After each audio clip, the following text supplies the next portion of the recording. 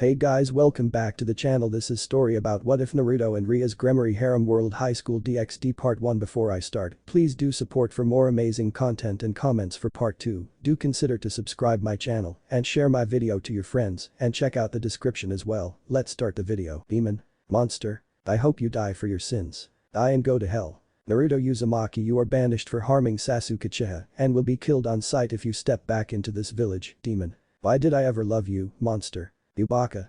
You hurt my Sasuke-kun. I hope you die, you fox demon. You are a failure and worthless piece of trash. Why did I ever train a demon like you? I hope you die in a hole like the piece of shit you all. You are a failure. You have been disowned. No one will ever love a demon like you, freak. Please forgive her and me, Naruto. We tried everything and hope you find peace outside the village, little brother. Be safe, my little brother. Find peace and never let anyone control to be their weapon. Live for your sake and find peace. I know that I can't ask you to forgive everyone and thing that has happened to you, but know this. No matter, I will love you as my son, Naru-kun. A pair of eyes snapped open from having a nightmare of his past again and shot his upper body upwards. Sweat covered his body and breathed very hard of the dreams of his past. Well, nightmares came, only a few moments of that dream were one of the happy moments he found heart taken and what his past life had back then. This was a 19-year-old Naruto Uzumaki, the former ninja of the Leaf Village, and now something else. He had blonde hair that sparked golden dust and two different color eyes. The left ocean blue and right forest green. He had 3 whisker marks on both sides of his cheeks that were faded, being light scars that can be seen sometimes in the light. He wore black shorts and wear no shirts, having the upper body of a trained swimmer and warrior. Some scars were on his body that reminds of some bad or good moments of his past life, but the main one was the scar of his chest to where his heart was at. Naruto sighed as he rubbed the sweat off his forehead with his right hand and shook his head, forgetting the dream he just had and moved on. It's been a long time since he dreamed the day of his banishment and wonder why he was having that dream after so long. It can mean anything, but he will leave it be and not focus on his past. Naru-kun, why are you up? It's still early, a woman spoke with a tried groan leaving her lips. Naruto turns his head towards the woman that slept with him in bed and naked as the day she was born. She is a beautiful young woman with long crimson hair, white skin, and blue-green eyes. This woman was Rias Gremory, his devil king and one of his girlfriends. The blonde-haired teen had saved her during a raiding game between her and asshole Phoenix, and both grow to love one another through their travels together. Nothing is wrong, Rias-chan. Just a dream, nothing more, Naruto replied while taking some deep breaths to calm himself. Rias saw past it and noticed that her pawn boyfriend was sweating for another nightmare. This won't be the first nor the last time he had a nightmare of his past. She frowned a little, knowing what dream he had and what day it is. Another nightmare again, Naru-kun? Rias asked as she moved closer to her boyfriend. Naruto didn't spoke, but moved his arms around his girlfriend's waist and held her close to him. Rias placed her arms around her boyfriend's neck and held him close to her. Two devils held the other with care and love, not letting the other go. Yeah, but it was just a dream, Naruto replied as he moved his right up and down on his girlfriend's back. Naru-kun, you know that today is that day. The day that you were banished and betrayed by some of the people in your past life, Rias said with sadness and concern in her voice, while rubbing her right hand on her boyfriend's scar on his chest. Naruto knows what Rias was talking about and was no surprise that she will ask. The crimson-haired woman and the other girls know all about the blonde's past and hardships he went through to his everyday. The blonde smiled at his girlfriend on how much she cared about him and cupped her chin with his right hand, having her look deep into his eyes. I know what today is and don't care about it. If that didn't happen, then I would never have met you or the other girls, Rias-chan. I'm happy with my life and love you very much, Naruto said with care and love, his voice with a warm smile on his face that caused his girlfriend to blush and smile back. Rias was touched with a warm smile on her face as she then moved forward to kiss and Naruto answer by leaning forward as well to kiss his crimson girlfriend. The two devils locked their lips in a heated kiss with their tongues battling for dominance but was in the blonde favor and caused the crimson-haired woman to moan as she was being dominated by her boyfriend. For the need of air, the two devils separated with worn-out side and smiled at each other. I love you, my crimson rose, Naruto said with a warm smile as he held his girlfriend close to him and started to fall back into bed with his king in his arms. I love you too, my maelstrom dragon, Rias said with a warm smile as she rests on top of her boyfriend and rubbed her cheeks against his before falling back to sleep. The two devils went back to sleep until the first light of morning came by and another day was coming along for them. Time skip as Naruto woke up first, took a shower and made his way towards the kitchen to cook breakfast for his girls. Yes, girls, meaning he has a harem and was fine with it like the girls were fine with sharing. Since the blonde-haired young man was devil-dragon hybrid, it made understandable and easy for him to have more than one mate. Dragons are known to have more than one mate and were well known for some devils to have a harem. So, no trouble whatsoever. How did Naruto Uzumaki, the former ninja from the Leaf Village, came to this new world and become more than a normal human being? Well, let's go in depth with that, shall we? It started when Naruto was banished from the Leaf Village and started to lone travels until he came across his Uzumaki home village. He found many things and most hit the blonde very hard. He learned that the person he saw as grandfather lied to him about his family line and what the Leaf Village had done. The village allowed the Uzumaki clan to be wiped out due to them being afraid and wanted power for themselves. This angered the blonde but pushed aside when he found something that was the key to a new life. The blonde found an old scroll that showed how to do a powerful jutsu that can send a person to a new world. It was a long shot and will need the ultimate offering, being all his chakra and the tailed beast that was sealed inside of him. The nine-tailed beast allowed it, and in return he will give his host new powers to help in the world he will be going. It saddens Naruto that his only friend will be gone afterward, but was happy he had a friend and know he will always be at his side no matter what. The nine-tailed beast or Kurama give all his chakra and started to transform his host into a being that can hold something powerful and will heal his wounds from harm. Naruto then used the teleportation jutsu and teleported himself into a new world. The blonde-haired teen has been this new world for 6 years and those years were greatest he ever felt. Soon enough those 6 years lead Naruto to encounter a group of devils and later joined in a peerage as Ria's only pawn that holds all 8 pieces, being 6 mutated and 2 normal ones. The blonde fought many dangers with his new friends. He is also the next Red Dragon Emperor and the wielder of booster gear with Dragi sealed inside. The Welsh dragon was a great friend to the blonde and cares about him. Naruto becomes a dragon by giving his heart to Dragi during the raiding game between Rias and Riser, which earn many abilities afterward. He brought peace to different factions, gained some girls along the way, became a high-class devil with his own peerage, and enjoy this new life he loved so much. Sure, he trains and fights little with his best friend's rivals, but now he was in the era of peace and enjoys to his heart enjoyment. He has everything he ever wanted and won't give it away for anything. The blonde-haired teen thoughts were cut off when someone hugged from behind and felt something soft on his back, causing him to blush a little and smiled at how was behind him. He saw a pair of arms wrapping around his neck and held the hands together with his right hand. The woman behind Naruto was Akeno Himejima, queen piece of Rias Gremory and another girlfriend of the blonde-haired teen. She was a beautiful young woman with a voluptuous figure, very long black hair and violet eyes. Her hair is usually tied in a long ponytail, reaching all the way down to her legs, with 2 strands sticking out from the top and sloping backward, with an orange ribbon keeping it in place. Naruto had helped Akeno to overcome her past and fix things between her and her father. It was hard but worked out between father and daughter. The blonde-haired teen smiled at his girlfriend and started to greet her. "Hello Akeno-chan," Naruto greeted his other girlfriend as he used his left hand to get the things he needs to cook for breakfast, while his right held 2 hands together. "Good morning Naruto-kun," Akeno greeted back to her boyfriend as she rubbed her cheeks on the left side of the blonde's neck. "I see you are out and about. Are the others awake, Akeno-chan?" Naruto asked while getting plates and food out for cooking breakfast. "Yep, they should be coming downstairs for breakfast very soon.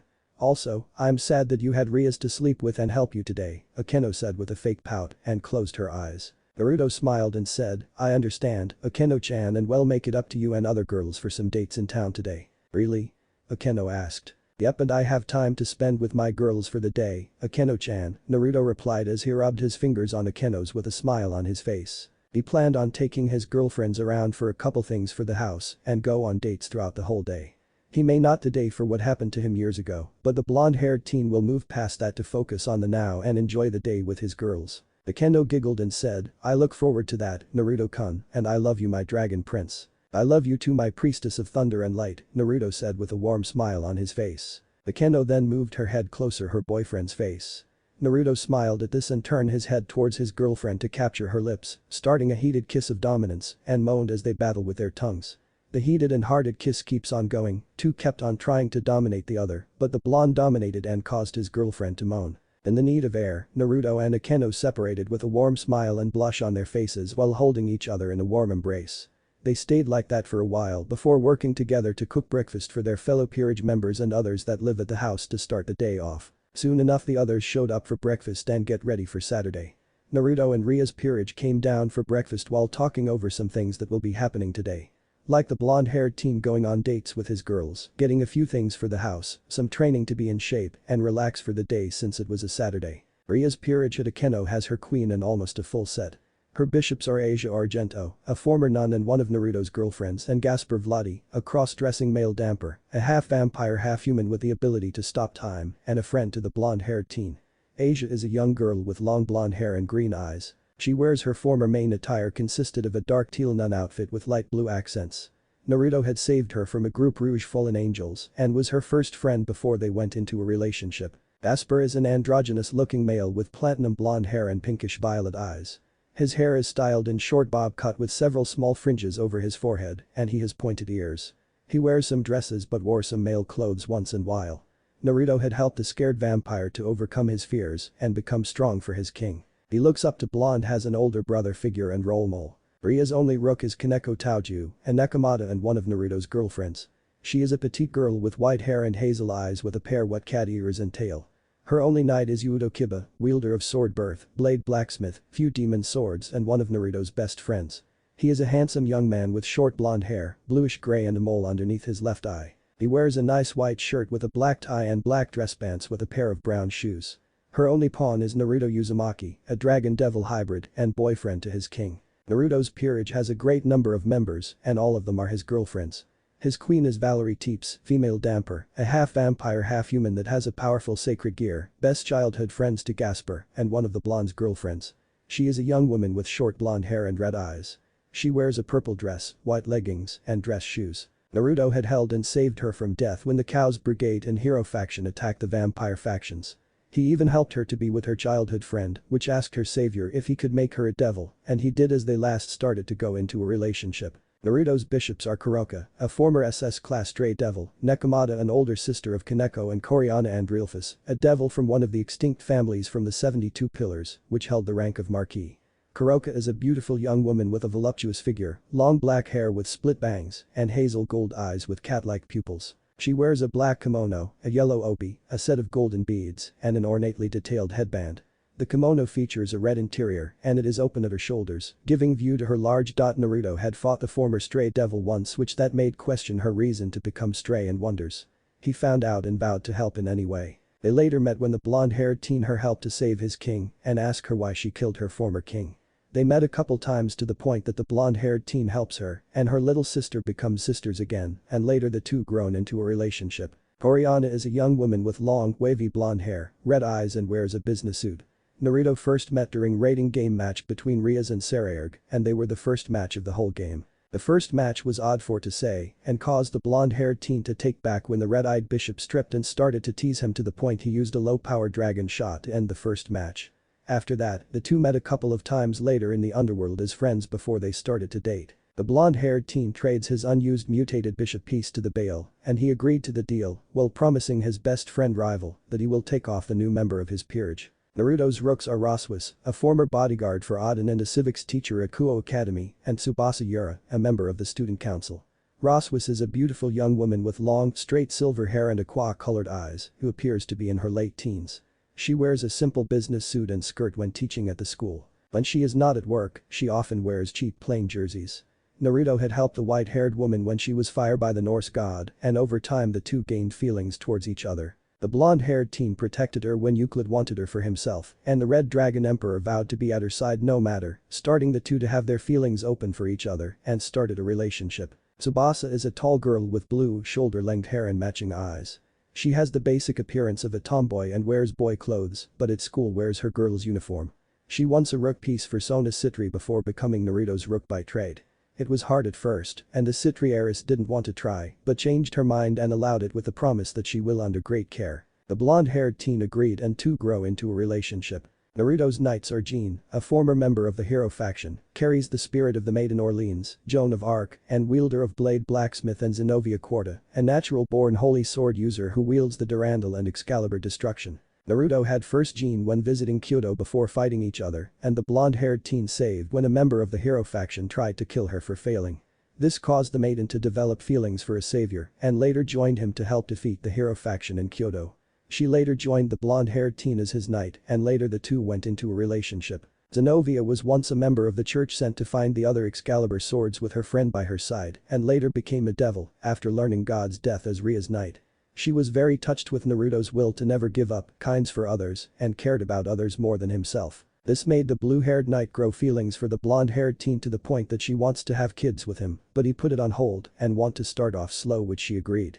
They later go into a relationship and Hatter became his knight. Naruto has no pawns yet, but gained 2 new pieces and were called special pieces, being Ravel Phoenix, the only daughter of the Phoenix clan and manager for his light novels series, and Graia Lucifuge, head mate of the Gremory clan, known as Strongest Queen, and silver-haired Queen of Annihilation of Makoto Gremory, Nietzsche.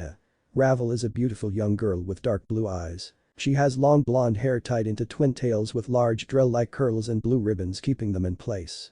The front of her hair has several bangs hanging over her forehead, with a V-shaped fringe hanging over the bridge of her nose. She wears a long pink dress with white frills and a magenta bow in the front, and at school wears a uniform that consists of a red button top with a white tie, a red skirt as well as a purple cape, along with a blue satchel on her waist. Ravel had feelings for the Red Dragon Emperor during the raiding game on how he fought for his king and saw him as her hero that will protect the ones he cares during her childhood by her mother.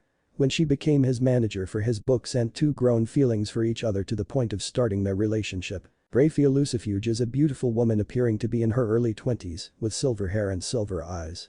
Her hair, which flows all the way down to her back, features a long braid on each side with small blue bows at the ends, while the rest is let down, ending in twin braids. She wears blue and white French-made outfit with long sleeves and a white-made headband over her head, with red lipstick as a cosmetic accessory. Graia first met Naruto when her and Makoto went to stop Rias from having sex with Issei to breath off her engagement, but to their shock, they found the 2 seating on the sofa and talked about what was going on from a window. The white-haired maid was taken back by the blonde-haired teen kindness for others, training to get stronger to protect others than himself, and wonders what path he will walk.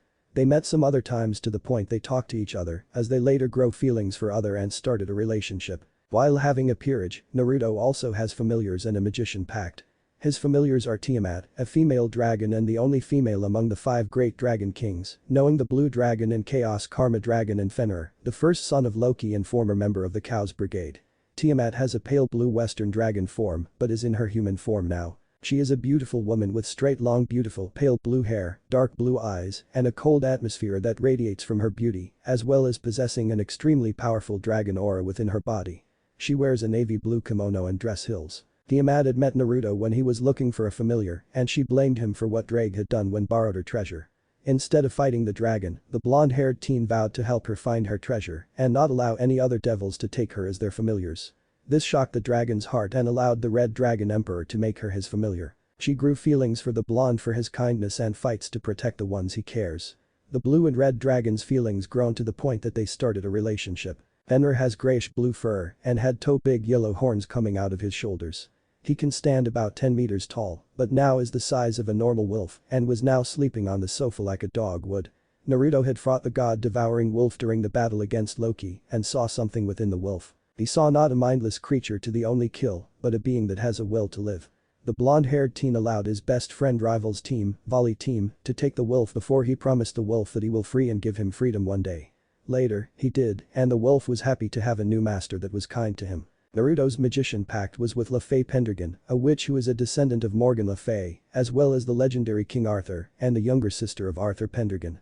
She is a cute foreign girl with a slim body, shoulder-length blonde hair and blue eyes. She wears a sorceress-like dress with a huge blue hat with a black bow and yellow stars and matching cape with pink flowers and a white interior. Naruto had met Le Fay during the battle in Kyoto against the hero faction and she saved him from falling into the river.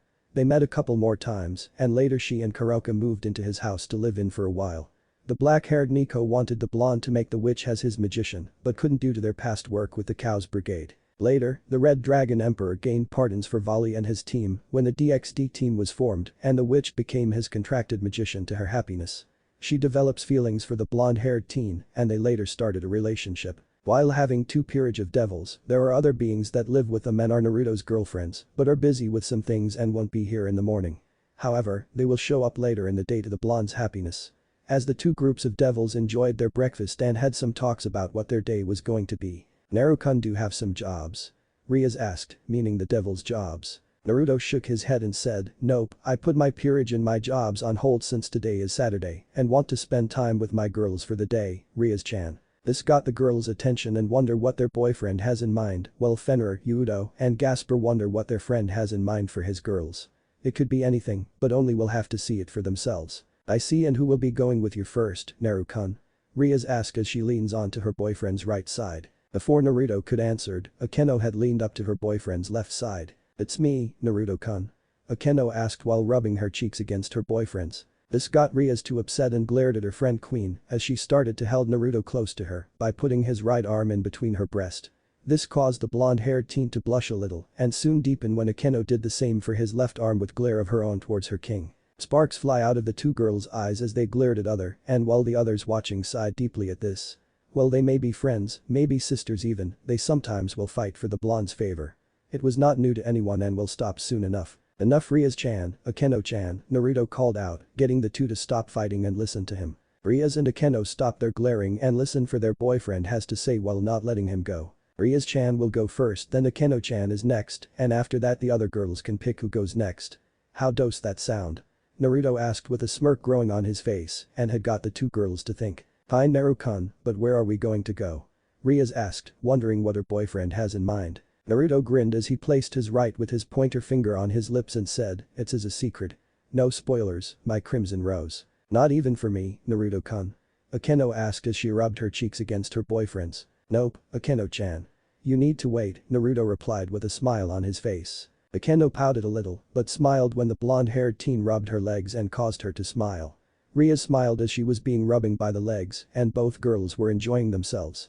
The two girls enjoyed the moment and look forward to what their boyfriend has in mind. The other girls wished the same but were on the other side of the table to have no hugs or being up close to their boyfriend. They understand that their boyfriend will give them love. He always spends times with his girls and puts his own needs aside for others. Then all sudden Naruto's eyes snapped towards the clock and just remembered something important. "Hey Yudo, do you have to pick up Tsubaki around 11 AM for a movie?" Naruto asked, causing his friend to look at the clock. Yudo saw the time was 9 AM and had some time, but it never hurts to be ready. "Yes, I do. Thanks for remind me, Naruto. I should get ready," Yudo reposed as he got up from his seat to put his dishes away. Tsubaki Shinra is the queen piece of Sona Citri and has been dating the blonde-haired knight for some time now. Naruto had got them together while he was hanging out with Akeno and started to be a double date, but in their words just friends hanging out. The rest ended up with the queen and knight going out on some dates as friends and maybe see where it comes, but some can't tell where it might end up in. "Oh, that's right. Yudo, where are going for your and Tsubaki date?" Asia asked, wondering what her friend has in mind for a date. Yudo thought for a moment and said, "Tsubaki has been thinking on watching the new movie called Frozen for some reason and I heard it was good movie to watch from fans." "It is a good move to watch. Naruto-kun had taken me, Ravel, Asia, and Lafay to that movie last week. You and Tsubaki will enjoy the movie," Kaneko said as she ate more chocolate chip pancakes and had some chocolate on her face. Kuroka giggled at her little sister as she used a napkin to clean her cheeks. The white-haired Nico allowed that before going back for more pancakes. Ravel, Asia, and Lafay nodded their heads in agreement, remembering the movie they watched last week with the blonde-haired teen. Naruto chucked a little and said, "Yes, it was a great movie to watch. You and Tsubaki will have a great time." "Thanks Naruto, and I will have a great time with Tsubaki." "I wish the same to you as well," Yudo said with a smile on his face and bowed a little with his head before going to his room to get ready. Naruto smiled at his friend and wished him to luck in his date for the evening. He will also be going on some dates as well and was fine with that. He never thought on having a harem, but he loved his girls and they loved him for who is he. He was happily and will stay happily for his date with his Crimson Rose for part of the morning before Priestess of Thunder and the other girls for the evening. While today may have reminded him of past, he will move on from that and enjoy his life to fullest as the Red Dragon Emperor. Unnamed location. So? This is where the brat may his escape. What should place? It doesn't matter. He will come know what he says, a white-haired old pervert fog as A walked out of the woods with some ninja behind for their target. We soon see our favorite couple, Naruto and Rias walking around the Kuo town shopping area with a smile on their faces as they held each other's hands with care and interlocking their fingers together. The blonde-haired teen wears an orange-black jacket, red shirt, blue jeans, and white spot shoes. The crimson-haired woman wears a pink shirt that hugged her body figure, blue jeans, and dress shoes for women. The two devils were very happy to enjoy their moment together and kept their walk around town for some things for house or themselves. Then all of a sudden a yellow blur dashed past the streets and towards the couple, getting their attention to look at the blur before noticing who was coming at them. Before Naruto or Rias could say a thing, the blonde-haired teen was soon jumped by the blur and soon hugged into the ground by a little girl. This little one was Kuno, a nine-tailed fox who is the daughter of Yasaka and step of Naruto. She has golden blonde hair tied in a ponytail and matching eyes. If she was in a yokai area or someone who is a devil that can see that she has 9 golden fox tails and matching ears. Naruto hugged his foster daughter and said, "Kuno-chan, you miss me?" "Yes, I did too, san. Ka-san promised that we can visit you and maybe more in." Kuno answered happily as she hugged her father figure closer to her. Naruto patted his daughter's head as he stood up on his feet with Kuno in his arms and smiled to see her again. Rias smiled at the scene between them and was little jealous. She always wanted to have a child with a man she loves like the other girls, but they are still in college or most in high school. The blonde-haired teen was so great with kids and one dreams of having his own family, but not now and maybe sometime later. No need to rush, they have time, but moving on. Naruto, Rias and Kuno soon saw someone that was running towards them and smiled at who was coming towards them. This woman was the mother of Kuno and another girlfriend of Naruto, Yasaka.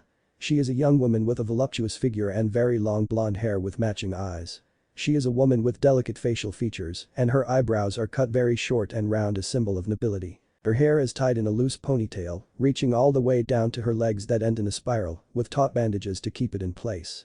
She wears a yellow kimono, a golden obi, and wore a black pelt with gold skulls and lines printed on it.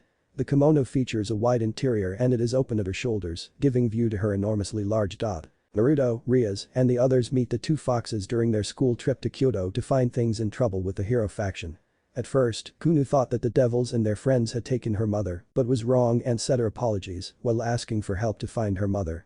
Being a kind-hearted man, Naruto vowed to help her and fought to save her mother. He did and got mother and daughter to be together again while fixing the damages to the point that allowed Yasaka to not stay at Kyoto and be free like to wander outside of her home if she wants. During New Year's, Naruto meets Yasaka and Kuno while enjoying his New Year's. They talk to each other and spend time together as a family would, to the point that the little girl even called the blonde-haired teen father. He smiled and was happy to be a father figure for Kuno. Later the fox and dragon grew feelings for each other.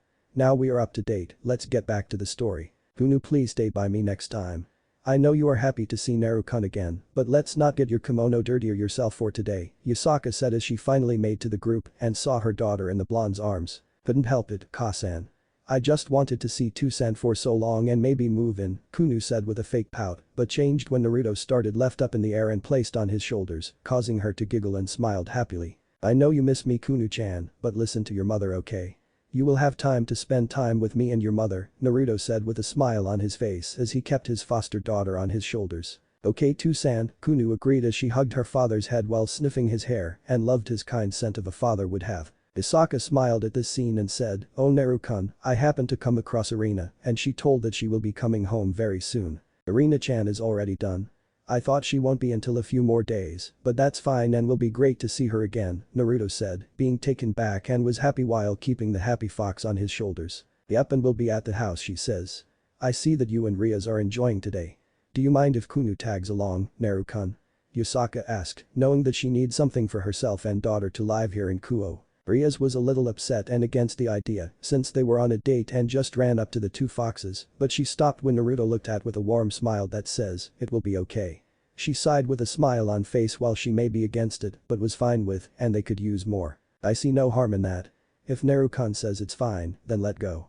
We have few more stops to make before going back home.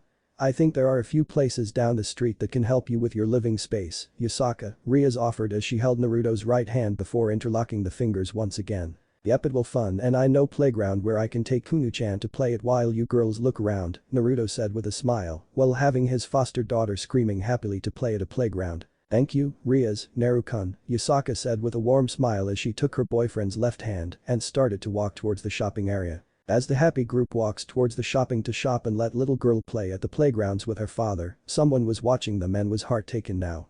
A pair of red ruby eyes watched the whole scene between Naruto and 3 girls, causing a smile to form upon her face. She hid in the shadows watching the group played and shopped like a normal family would do and caused her to be happy for her little brother.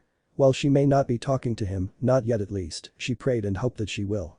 That was her promise. That was Kurenai promised to her little brother as she disappeared in a cloud of smoke and returned to base camp alone, not knowing that the group saw her at that moment. Naruto, did you saw that ninja? Rias asked with her eyes narrowed, knowing what she saw and who the ninja might be. I did, Rias-chan. I can't tell who it was, but I have feeling that we are going to have some unwanted guest, Naruto replied with his eyes narrowed. Yasaka got Kuno in her arms as her daughter hugged her, being safe in her mother's arms and understand what her father figure had seen. So much for a family moment. Should we head home now, Naruto? Yasaka asked as she held her daughter close to her and Kuno wrapped her arms around her mother's neck to be safe. All girls from Naruto's harem all know about their boyfriend's past and what hardship he went through. Kuno might not know, but she could tell that bad people had hurt her father when he was young and was upset about that. The blonde-haired teen was the caring and kindness person around while he may train and fight, but he still had a kind heart for others than himself. Yes, I have feeling that today is going to be long and headache afterward, Naruto answered with a sigh, leaving his lips and know what was ahead. Rias and Yasaka nodded their head, understanding what was coming and will be there for the man they love. The fox ruler was not going to have her daughter in this mess and will put her in a room until everything was done. After checking if no humans were around or saw them from afar, the crimson-haired heiress used a red magic circle to teleport them back to the house and be ready for the unwanted guest. Within a red flash of magic energy, the group was back at the house and surprised the ones that were still there. Naruto wanted to spend time with his girls today, but it seems he will have to put it on hold for now and will make it up to them. The ones that were in the house were Akeno, Graia, Kuroka, Kaneko, Ravel, Rossweisse, Xenovia, Tiamat, and Fenrir. They were taken back on how the blonde-haired teen was back with Yasaka and Kuno. They figure she and her daughter will come, but not this soon, and have a feeling that something was up. Naruto-kun, what's going on? Why are here early? Akeno asked, speaking for everyone in wonder. Before Naruto could speak, all the sudden wolf-like glow was heard and got everyone's attention to look at Fenrir. He started to glow with an angry look on his face and narrowed his eyes angrily from scenting some shitheads outside of the house. The devils, dragon, and fox started to scent Charka all of a sudden and narrowed their eyes at the door, knowing who was here and what was coming towards them. Where are the others? Naruto asked, making sure where was everyone before he faces his past and not cause some unwanted damage to someone. They are going out shopping for some clothes, food, and exacta, Naruto-kun. I think they will back within the next hour or so, Graia reviled as she got herself ready in case things get of hand. Rossweisse eyed, knowing what was coming next and said, I will place the barrier when the unwanted guest shows up, Naruto-kun. Better safe than sorry. Good. I rather not have them or anyone here now, Naruto said while closing his eyes for a moment before opening them again and ready scenes who was here at the door of his house. It's them, right? The ninjas from the Leaf Village you told us about? Yasaka asked as she held her daughter even safer in her arms. Naruto nodded his head and answered and said, yes, and please take Kuno-chan upstairs to a guest room, Yasaka-chan. Yasaka nodded her head in understanding and walked upstairs with her daughter in arms. Naruto didn't want the fools to know about his foster daughter. There was no telling what will happen if they find out and he will make sure they will never touch her. Fenrir was about to walk towards the door and scared the shit of the unwanted guest, but was held back by Tiamat who shook her head and said, we will wait for when it's time, Fenrir. Naruto-kun needs to face past first before we show them how weak they are first and then make them pay with their mistakes. The wolf nodded his head but still narrowed his eyes and glowed at the door. Naruto walked towards his wolf familiar and started to pat him on the head, having him calm down first. Easy, Naruto spoke within a commanding tone of voice and caused Fenrir to stand down until orders told him otherwise. Graia walked towards the door and waited for her king to tell her to open the door for their so-called guest. Fenrir walks back to the sofa to lay down and closed his eyes, playing asleep while hiding a smirk on his lips and will wait for his master to order him to attack. Naruto took his seat on the main sofa with Rias and Akeno by his side to help him relax and be at his side no matter what. Ravel started to get some tea and snacks out for the guest, the evening she doesn't want to and well spitting in the drinks for the ninjas, with no one was looking. Xenovia, Kuroka and Kaneko sat down on a sofa that was across their boyfriends. Tiamat and Rossweisse seat next to the wolf to keep him in line, while both got ready in case things go wrong. It was time for the blonde-haired teen to face a part of his past, but he won't be alone and will face it with the people he loves. Soon enough the maids started to open to show who was here and what ninjas that were in the group, causing the blonde-haired teen to narrow his eyes a little. The group had most people that hated him, being Jiraiya, Kakashi, Asuma, Sasuke, Sakura, Hinata, Kiba, Lee, Naruto, and Menma, while having ones that haven't hurt the blonde-haired teen in any way are Tenten and Ino. All the ninjas were taken back at their banished ninja and ladies that were with him. Naruto could tell that 3 years has passed for them in their world, while 6 years passed for him. It looks like that time was different from 2 worlds and had a feeling that things are getting bad back in the village if Leaf sent ninjas to get him. He wonders why and had feeling he will find out. Jiraiya, Kakashi, and Asuma were giggling like the perverts they are and not noticing that they are having stupid look on their face that says, perverts here and I am stupid. They had plans on taking the blonde back to the village whatever he likes or not before passing him aside like the demon he was, but put those thoughts aside for the village's sake. Sasuke glared at the idiot for beating the last time they met while having a lust in his eyes for the girls that are around him, thinking of breaking the blonde apart before fucking the whores in front of him. Sakura glared at the crimson-haired woman for her beauty and big breast while daydreaming on beating them and planned on seducing the once blonde-haired idiot, then dump him like a toy before going after her crash like the fangirl she was. Hinata also glared at the girls that took her lover and plaything while not knowing that girls could see that. She planned on beating the holes to death before taking her plaything and fuck like demon he is. Kiba also giggled like pervert with a dog-like look on his face while planning on taking the girls for himself to show who is the alpha and glared at the Nikos for smelling like cats all of a sudden. Lee just narrowed his eyes at the blonde-haired teen and not caring that he once helped him to heal his legs. He planned on beating the demon after he was doing helping the village. Naruto and Menma had nothing but hate for their disowned brother and want to kill him for giving their home village a hard time since he left. Ino had grown out of her fangirl and was not happy with some of former friends caused harm to the blonde-haired teen.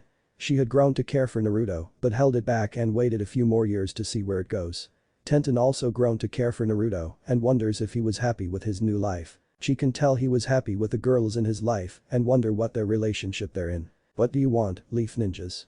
Naruto asked with glare that caused the two white-haired perverts to stop their moment and get to work. Jiraiya was taken back at the glare which caused him to have chill in his spine and sweat to appear on his forehead. He thought that Naruto will still the lovable and used to control idiot but changed by looking into his two different color of eyes and saw not the lovable ninja anymore. He saw a beast that hated them but he prayed he can change that. Now Naruto, that's no way to talk to your godfather, Jiraiya said as he wrapped the sweat off his forehead. I think the last time I checked, I have no godfather and you are not him, pervert. Now I would like to know how you find me and why are you here.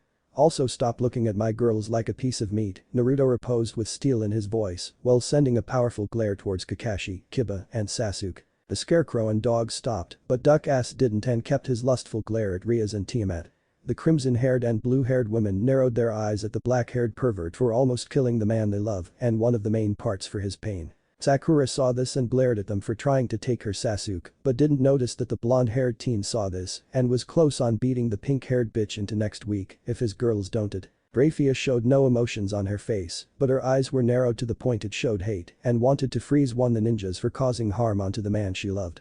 Akeno was in the same boat and glared at Hinata for what she had done to the man she loved while looking forward on using some sadist attacks. Rossweisse narrowed her eyes on the smoker and saw that he was pervert cheater that should be put in his place like the scum he is. Ravel narrowed her eyes at Ino with ideas on burning her. Xenovia glared at Tenten and wanted to test her poor swordswoman skills before cutting Lee legs off for beating and saying harsh things to the man she loved. Kuroka and Kaneko narrowed their eyes at Kiba for looking at them like he was the alpha and they sure be his whores, but that was not going to work and were close on attacking the dog at any moment. Now let's move on. Now Naruto. That's no way to talk to your fellow ninjas, Kakashi remarked, but let a girl like yelp when the Gremory heiress glared at him. Since when you saw Naruto as a fellow ninja? Last time I check you banished him for finishing a mission, Rias said with her eyes narrowed at white-haired pervert and he backed down. Fenrir smirked at that while Tiamat smiled on weak the ninjas and patted the wolf to have his tail wagged in contentment. Hey bitch, stay out of this. This is between the dope and I. So, stay out of noble affairs like a good bitch before I break him, Sasuke said with an arrogant smirk on his face. Yeah, big-breasted bitch. Nobles have the call around. Now be a like good bitch and bow down before us, Menma commented with his own arrogant smirk with her sister nodded with her. This caused the crimson-haired devil to unleash some part of her power onto the three so-called nobles, and she not the only one. The other girls did the same and caused them to sweat very hard on what power they felt. This would have go on more, but Naruto stopped them and let them speak for now that is. You three don't deserve to be called nobles and don't give me the crap that you're all this and all that. What you are nothing more than low-lived pheasants.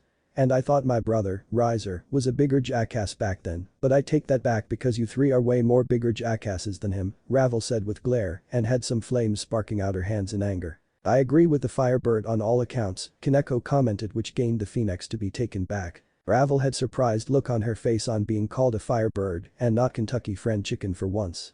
Birds and cats don't get along, but will for the boyfriend's sake. And why should we listen to some blonde-haired bitch and a flat-chested child?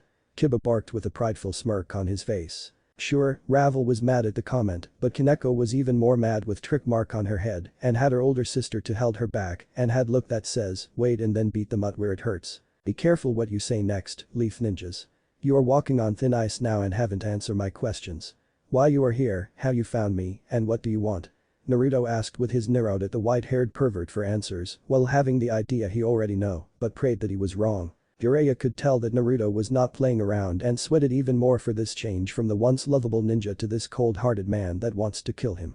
He also can tell that the blonde and girls are not normal, while starting to notice that they have no chakra, making the old pervert worried all of a sudden and started to answer the questions. We find you by following the travel of your tailed beast's chakra to the Uzumaki home village and use the jutsu to be teleported in this rotten place with small coats. And our mission is to bring you back home, Naruto, Jiraiya answered finally, getting Naruto and his girls to narrow their eyes a little. What home? You mean that shit place of a village that wants me dead for all they care? Last time I check I was banished and will be killed on sight if I step back into that hellhole of a village, Naruto informed with his eyes narrowed and was close on striking, but was calmed down when Rias and Akeno held his hands. Naruto calmed down and started to wonder what coats the ninjas used to get here in this world, but he had a feeling he will find out soon enough. Naruto, the council has lifted your banishment to be voided, and that means you can become Hokage if you fight for the leaf once again, Kakashi said with eye smiled and hoped that the blonde will take the bait. The scarecrow would rather see the demon be killed than become Hokage, but he will put that aside and use a dream to get the blonde on their side once again. However, he was wrong, and something shocked him and other ninjas. No scarecrow, I won't fight for some shithole of a village that can't keep their things together, nor will be your weapon. And I can't since I am no longer the holder of the nine-tailed fox, meaning that I'm free and no longer your weapon anymore, Naruto commented with a smirk and caused the ninjas to be taken of the news. Many Leaf ninjas were having mixed emotions right now, and this shock news crashed them to the core. Naruto was no longer the holder of the nine tails, and this news have crashed their plans on taking him back.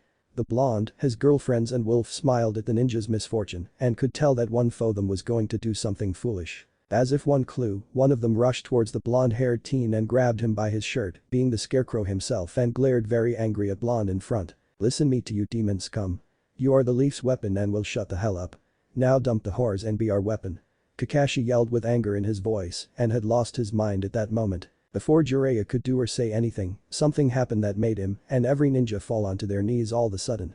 They couldn't breathe, sweated very hard from their foreheads, and their bodies shakes like crazy. The reason for this sudden pain was the devils, dragon, and wolf have unleashed their aura and was meant for killing, having their eyes narrow to glare and had different type of aura around them. Naruto was red draconic aura and his eyes shone brighter, giving a more dragon look to his appearances. Rias was red and black demonic aura that soon became a draconic aura.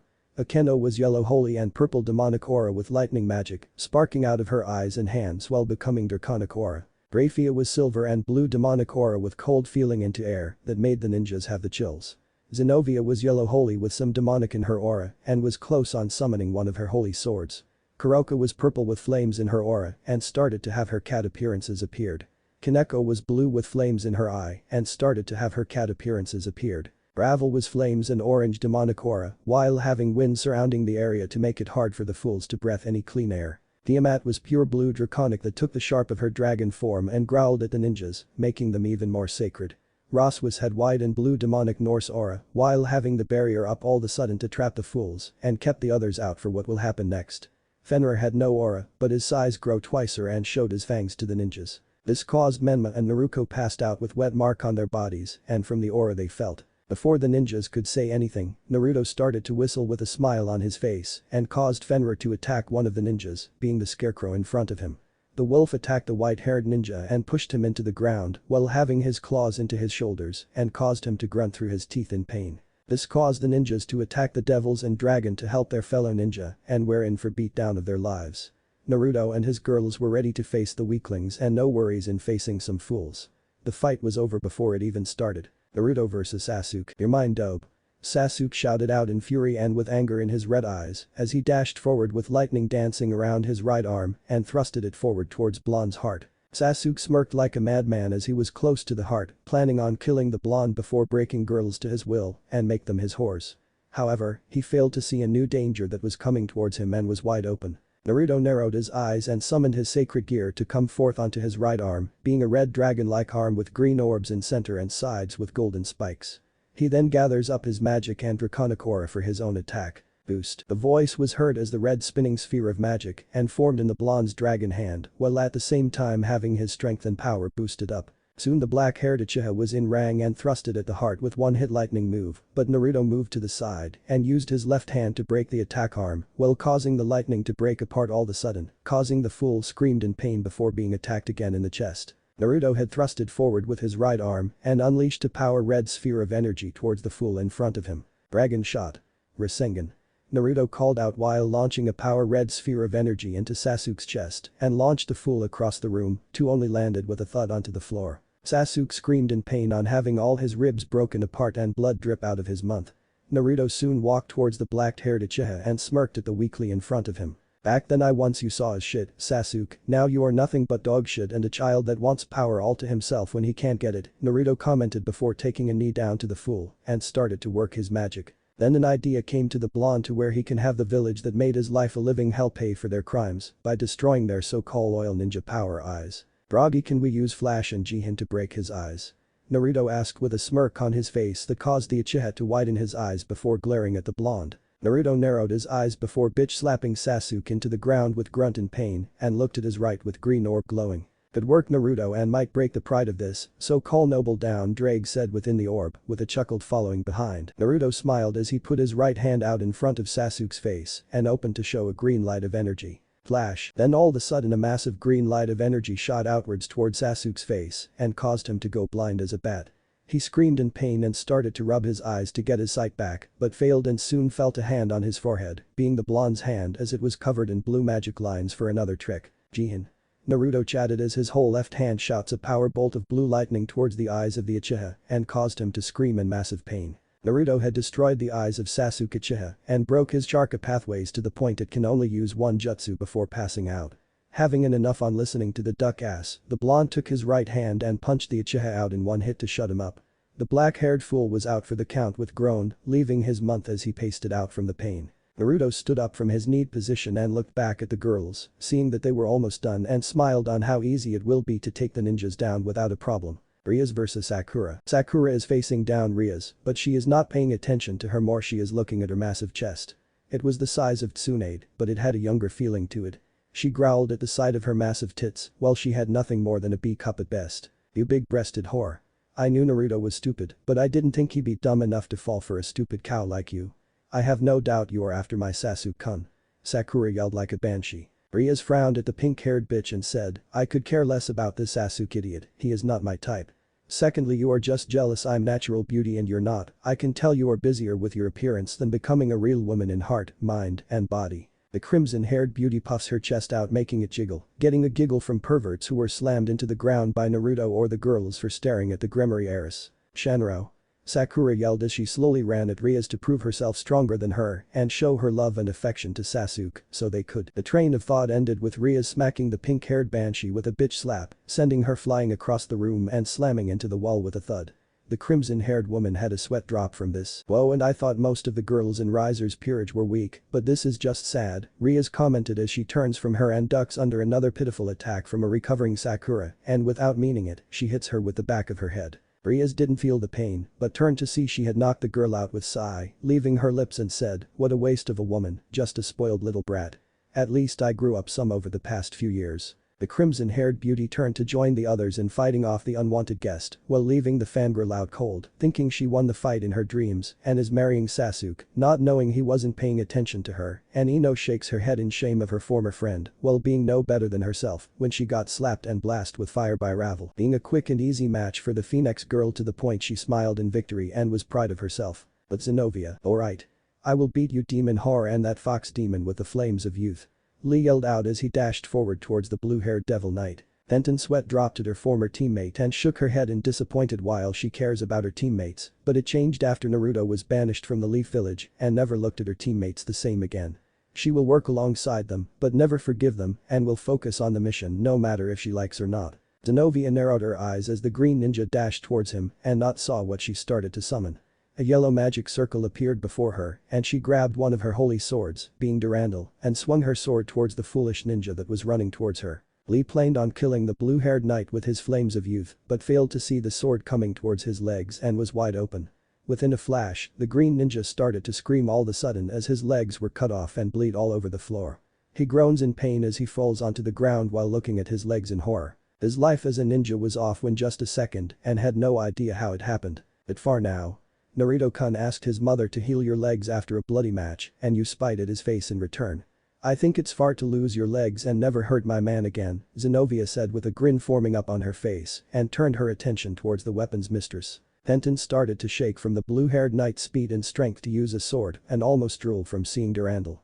She was worried for her former teammate and wondered how she was going to over the knight's speed, but however she started to feel lightheaded and slowly passes out from being hit from the back of her head. Sorry Tenten, but this was the only way, Naruto said as he watched the weapon mistress fall on the floor. I could have handled her, Naruto-kun, Xenovia said as she placed her sword on her shoulders to rest for a while. I know, but she, Ino, and a few others didn't cause any pain towards me, Xenovia-chan, Naruto replied before looking at the other girls and saw that they were winning. Should we help the others? Xenovia asked but had a feeling that her harem sisters can handle themselves against some weak ninjas. No, but I think the scarecrow could earn some pain. Best not to leave him out of this after the fools are done, Naruto responded with a smile on his face while thinking ideas to break white-haired pervert. Xenovia smirked at that and said, I have a few ideas too, Naruto-kun. Could I join you? Sure, Naruto said with a nod from his head while walking towards where the wolf held the pervert down. As this was going and the other girls were almost about done the weak ninjas. Graia vs Jiraiya. This wasn't much a fight since Jiraiya was idiot and looked at the maid like the pervert he was with lust in his eyes, making silver-haired main feel unease and upset a toadfool. Hey mess, I hope you had your fun with the brat because it's going to be your last, Jiraiya said with a smirk, planning on having some fun with the maid before using a mind-alter jutsu on her and the demon brat. Graia narrowed her eyes at the pervert, knowing what was planning and thinking, making her sick and looked forward on breaking the pervert apart. Why is that? Graia asked while having her aura sharpen, being ready to use. I don't need to tell a bitch like before I fuck you like the broken toy you will become, Jiraiya commented with lustful smile on his face and started to get ready to his justice. The old pervert man planned on using a seal to alter Naruto's mind and have his girls married Menma to keep the brat happy. The silver-haired main glared at the pervert and was not going to be used in some pervert game. She was crossed and was not going to hold back. Graia summoned a blue magic circle before her as she launched a powerful spell of ice-based magic. The ice magic shouts at the pervert and casted him into a block of ice, being frozen inside out while having a pervert look on his face. The pervert had a view on the breast and was happy to see that before he freezes out. This made the silver-haired maid eyes narrowed and snapped her fingers to cause some inner pain to the pervert. The ice cracked in the middle from the face towards the family jewels, making the old screamed in pain for having his area breaking apart and started to bleed all over his body. He will be lucky if he lives a few more years if not months, with the pain he gained from the strongest queen. Graia sighed as she rubbed her forehead with her right hand and was a little uneasy with the whole thing. She knows from the start that Naruto would not help the village that beat him into being their weapon and a fight will take place. The silver-haired maid had a feeling that she and other girls will need to help tonight when everything was said and done with the fools. Kuroka and Kaneko vs Kiba. Don't why that idiot want you two whores. A big-breasted bitch that has no shame in what clothing she wears and some stupid flat-chest child to a fox demon. I bet he is weak and can't give bitches what a real alpha, Kiba commented with a prideful smirk on his face and had a few ideas to break the Nikos in front of him. However, that failed and one of the Nikos was very angry, both were mad, but the white-haired Niko was madder than her older sister. Kaneko dashed forward towards Kiba and started to unleash a hailstorm of punches towards the mutt's body and broken many bones in his body before punching him in the family jewels, causing to let out a girl-like scream like the bitch and beta dog he was. Kuroka walked over towards the bloody mutt with a smirk on her face and said, Naya, well done Shirin. Your senjutsu is getting better. Thanks, One-E-chan, Kaneko replied after calming down and punching the pervert dog with a blue flame punch into the gut and caused Kiba to cough out blood out his mouth. Oh my, that must have hurt mutt, Naya, Kuroka said with a smirk while giggling at the pain. Fuck you. You big-breasted and flat-child bitches. Kiba cursed out through pain before being punched in jaw by the whited-haired Niko and broke his teeth. Kuroka frowned before using her fingers to cast a magic ruin in the air and launched a purple fireball at the mutt's family jewels, causing Kiba screamed loud as hell to the point he blacked in pain and bleed all over the floor. I was going to have Shirin use you as a punching bag, but with that comment I changed my mind and hope you find someone that can the fix thing that makes you man, Kuroka said before turning around and had Kaneko walked with her towards the others. Rossweisse vs Asuma. Why do I need fight you when I can some drink and show a great time? Asuma asked with lust in his eyes and smirk on his face. No thanks and from what I have been from Naruto-kun. You cheated on your first girl to some whores and became low scum of a man, Rossweisse said with her eyes narrowed and crossed her arms on her chest, making her breast become bigger and got the pervert to giggled. Asuma had stupid pervert look on his face and started to plan on taking the white-haired rook for himself. He planned on taking her back to the Leaf Village and rub her to his ex-girl, then break them both. Rossweisse saw this and was no longer going to hold back on the cheater. Asuma had no luck in beating the rook of Naruto and dashed towards the rook to catch her off guard, but failed and was bitch slapped in the face to knock him down onto the ground. Rossweisse then casted 3 magic circles to fire many kinds of spells at the smoker. He screamed in pain as the magic beams of energy cut through his skin and bones, breaking them apart and bleed onto the ground before was shocked by lightning bolts. The whited-haired rook fires more magic at the smoker cheater and not going easy. For what Naruto had told her all about this ninja and how much he caused onto the blonde's older sister figure. So, this was far, and justice was given. Asuma was down for the count with many wounds on his body and took some deep breath as he tried to stand up but stopped when he saw the whited-haired woman was walking towards and now right next to him. For women to see you as a good person that is far to them is hard for me to see. And this is for what you did to Naruto-kun and his older sister, Rossweisse said with a glare before kicking the smoker in chin and broke his bones in month apart. At least Asuma won't be talking for a while with his lies and won't smoke. Rossweisse saw this was far and started to cast a magic circle onto the ninjas that have lost in magic seals, keeping in line and not a wake up from the beaten. Can't be too careful now. But the others, Tiamat didn't fight but watched the whole thing with a smile on her face on weak the fools are and paid for their crimes against the man she loved. Now there was only 2 left and one of them was with a sadist. Oh, this should be good. Naruto and the girls were done with their weak ninjas and saw that Akeno had Hinata cornered to a wall with lightning dancing out of her fingertips and had a sadist smile on her face, looking forward on using her lightning magic on the person that hurt the man she loved. The Hyuga saw that she that had no luck in beating the sadist woman nor the other girls. She then come up with plan to use the blonde like the toy she thought he is. Naruto, please save me from this whore. Hinata cried out with tears she forced to come down onto her face. Naruto narrowed his eyes while the girls glared at the person that dares to ask for help after what she did. These whores are trying to control you, Naru-kun. I can give something they couldn't, Hinata said while making the blonde's girls crossed for calling him Naru and made her happy to steal him once again into her side by seducing him. What's that? Naruto asked while keeping his narrowed eyes on the full girl in front of him. Through love and happiness. These whores can't give that to you, but I can and please me, help take the whores out, Hinata replied with a low-v smile on her face, while tears stopped midway of her face and thought that she had seduced the blonde-haired teen. The Hyuga had everything planned and soon smiled in victory, thinking that she had won and will have her toy again on her side with true hidden love seducing method, but failed to see anger in the blonde's and his girl's eyes for what she said. Akeno no mercy, Naruto said with a small smile growing on his face. Akeno smiled and sadist-like made her before launching a powerful bolt of thunder and lightning towards Hinata. The Hyuga woman watched in horror before screaming in pain on being hit by demonic and holy bolts of thunder and lightning while having her skin burning alive.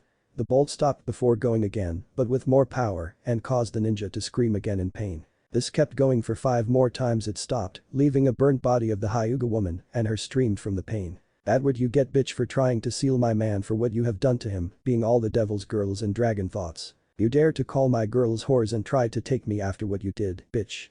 No way in hell I will be the same foolish person you played with back then. Hope you enjoy the gift on being Akeno's toy for a while, Naruto said with a smirk on his face. The lightning bolt stopped when the Hinata pasted out from the pain and caused Akeno to pout a little on her fun was cut short. Oh my, she down already. That's a shame. I would have more fun with my new toy, Akeno said with giggled and licked her fingers with a small blush on her face. Naruto and the others sweat drop at Akeno's sadist behavior, but that's who she is and we're fine with that. Now that's taken care, I think we have one more guest to take care of. It will be rude to leave him out, Naruto-kun, Tiamat said, making good point and pointed at the scarecrow ninja that was slowly becoming a new crew toy for the wolf. Naruto nodded his head in agreement and said, quite right, Tiamat-chan. It would be rude to leave Kakashi Baka out of this and I have something in mind for him. Oh? And what punishment will that be, Naruto-kun? Akeno asked, looking forward and causing pain onto the scarecrow. No spoilers, Akeno-chan, Naruto replied with a smile on his face, causing Akeno to pout, but change to a smile and wonder what punishment her boyfriend has in mind. The other girls wonder the same and had some ideas in mind what Naruto will do onto Kakashi. Anything can happen but let's wait and see. There is only one left and punishment will come to the white-haired scarecrow. The blonde and his girls walked over towards where Fenrir was holding the scarecrow down. You damn brat. This is what you treat us after all we done for you, Kakashi said with a glare before grunting in pain as the wolf digs his claws into his shoulders. Yes, Naruto said simply as he reached forward into Scarecrow's ninja kit for something. Kakashi wondered at first, but his face paled and formed into a horror look as he saw what the blonde-haired teen had in his hand. His pervert books were in the hands of the blonde. I never liked these trashy books, Naruto said with disliking look on his face before handing them to Ravel. Yes, very trashed books. This pervert ninja has no shame walking around and reading pervert books in daylight. I think I have way to deal with it for everyone, Ravel said with a smile on her face and had idea in mind. The other girls and Naruto saw a gleam in the phoenix's eyes, knowing what she has in mind and were glad for what comes next. Ravel summoned fire in her hands before setting the pervert books on fire, destroying them in front of Kakashi. The whited-haired pervert had tears in his eye as he was forced to watch the books burning in front him and looked at the blonde with deadly glare but was stopped when the crimson-haired woman bitch slapped him in the face. You all screwed up the moment you banished Naruto-kun. You don't have any rights to claim something or someone as your property that you throw away, Rias said with her eyes narrowed towards the scarecrow. I believe that we should have the three factions or Michael and Gabriel in present and see how well they judge and what punishments you all deserve for your transgressions against Naruto-kun, Graia added on while having her own glare on the ninjas. The other girls agreed to that but the blonde was thinking and thought of something different. He soon felt a familiar draconic aura that was coming towards the household and he was not only one. Tiamat had also felt the aura too and know what was going to happen next in a few minutes. As much Naruto would love that but he can't and wants the leaf to just get out of here. It doesn't mean he can't do one more thing before ninjas get kicked back into their homeworld. I have something else in mind. You, Kakashi are going back to your world with you failed ninjas and give that hellhole of a village a message for me. I want my peace and quiet and if I see any one of your ninjas or you again. I won't not break them like my girls and I did but kill them and give the body bags. I'm no longer your weapon or some toy to play before throwing it away. I'm my own person and will longer be a ninja from the Leaf Village. You understand, right, Scarecrow? Naruto said with his eyes narrowed and took a knee in front of the whited-haired ninja. Kakashi didn't answer it at first but changed when Fenrir bit down on the shoulder and caused him to scream in pain. Naruto and the girls weren't affected by it and just looked like nothing happened. Do you understand? Naruto asked while tapping his dragon arm on the white-haired ninja's forehead. Kakashi couldn't speak now but nodded his head quickly in pain and soon the pain stopped. Naruto smiled as his right arm was covered draconic aura and had idea smirk on his face that girls know what he was going to do next. Good, but in case you forget the message. Here is something to remind you, Naruto said as he reached forward with his right hand towards the hidden eye. Kakashi started to pain and become frightened all of a sudden. The ninja knows what was going to happen next and started to move out of the wolf's hold but he groaned in pain on having claws digging deeper into his skin. Naruto's hand was covered in red magic as he started to grab the cloth that keep the eye hidden and started to burn it off to his item in front of him. He grabbed the eye of the scarecrow while the wolf holds him down. The white-haired ninja started to scream out loud before his mouth was covered by the same cloth that kept his eye hidden, making him be quiet as the eye was ripped out of him. This was payback to him and the other ninja that caused him pain. Soon the ninja blacked from the pain and dropped onto the floor. Weak, Naruto mumbled as he crashed the eye before him in his right hand and sighed from the whole thing. Before anything else, a purple magic circle appeared out of nowhere and teleported the leaf ninjas away. At first Naruto, the girls and Wolf were taken back but soon understand who used that magic and who it belongs to. It also belonged to the draconic aura that the red and blue dragon felt before and the others started to feel a bit, having the idea who it was and understand the whole thing. I take it that we should have the dates on hold for the day, Naruto-kun, a familiar female voice said, getting the others to look at the voice and know who it was. Yasaka had finally came down from putting her daughter away and placed a soundproof seal on bedroom for the adults to talk. Naruto smiled sadly on what the fox said was true as the dragon arm disappeared in a green flash away and the blonde started to sit down on the main sofa from the whole thing that happened. Why can't they leave me alone? I have everything I ever wanted and yet the ones that caused me pain can't leave me alone, Naruto said as he placed his right hand on his forehead with his eyes closed and sighed deeply. The girls saw how much this affected their boyfriend and what pain he had to deal with for so long. Naruto had helped everyone as his king's peerage, and others before himself. He had some nightmares of his past but pushed it aside for his new life and enjoy life he loved so much. The blonde-haired teen was about to say something but felt something on and soon opened his eyes to see his girls resting on him. Rias rested on the blonde's right shoulder as she rested on his right side. Akeno rested on the left shoulder as she rested on left side. Graia and Yasaka rested behind as they wrapped their arms around the neck and placed him on their lap, being on each leg. Ravel and Kaneko took his lap, hugging him and rested on his chest. Rossweisse and Tiamat took his hips and placed their heads on it. Kuroka was in her black cat form and rested onto his head. No word was spoken, but Naruto smiled and closed his eyes in the warm embrace with his girls. He may have to face his past again, but he knows that he won't do alone, and that makes him happy. Wow, you all had a party without us, Coriana commented with a smirk on her face from seeing what happened when she and most of the other girls were away. Oriana, Jean, Asia, Lefay and Tsubasa were back, while the other devils were doing their own thing around town.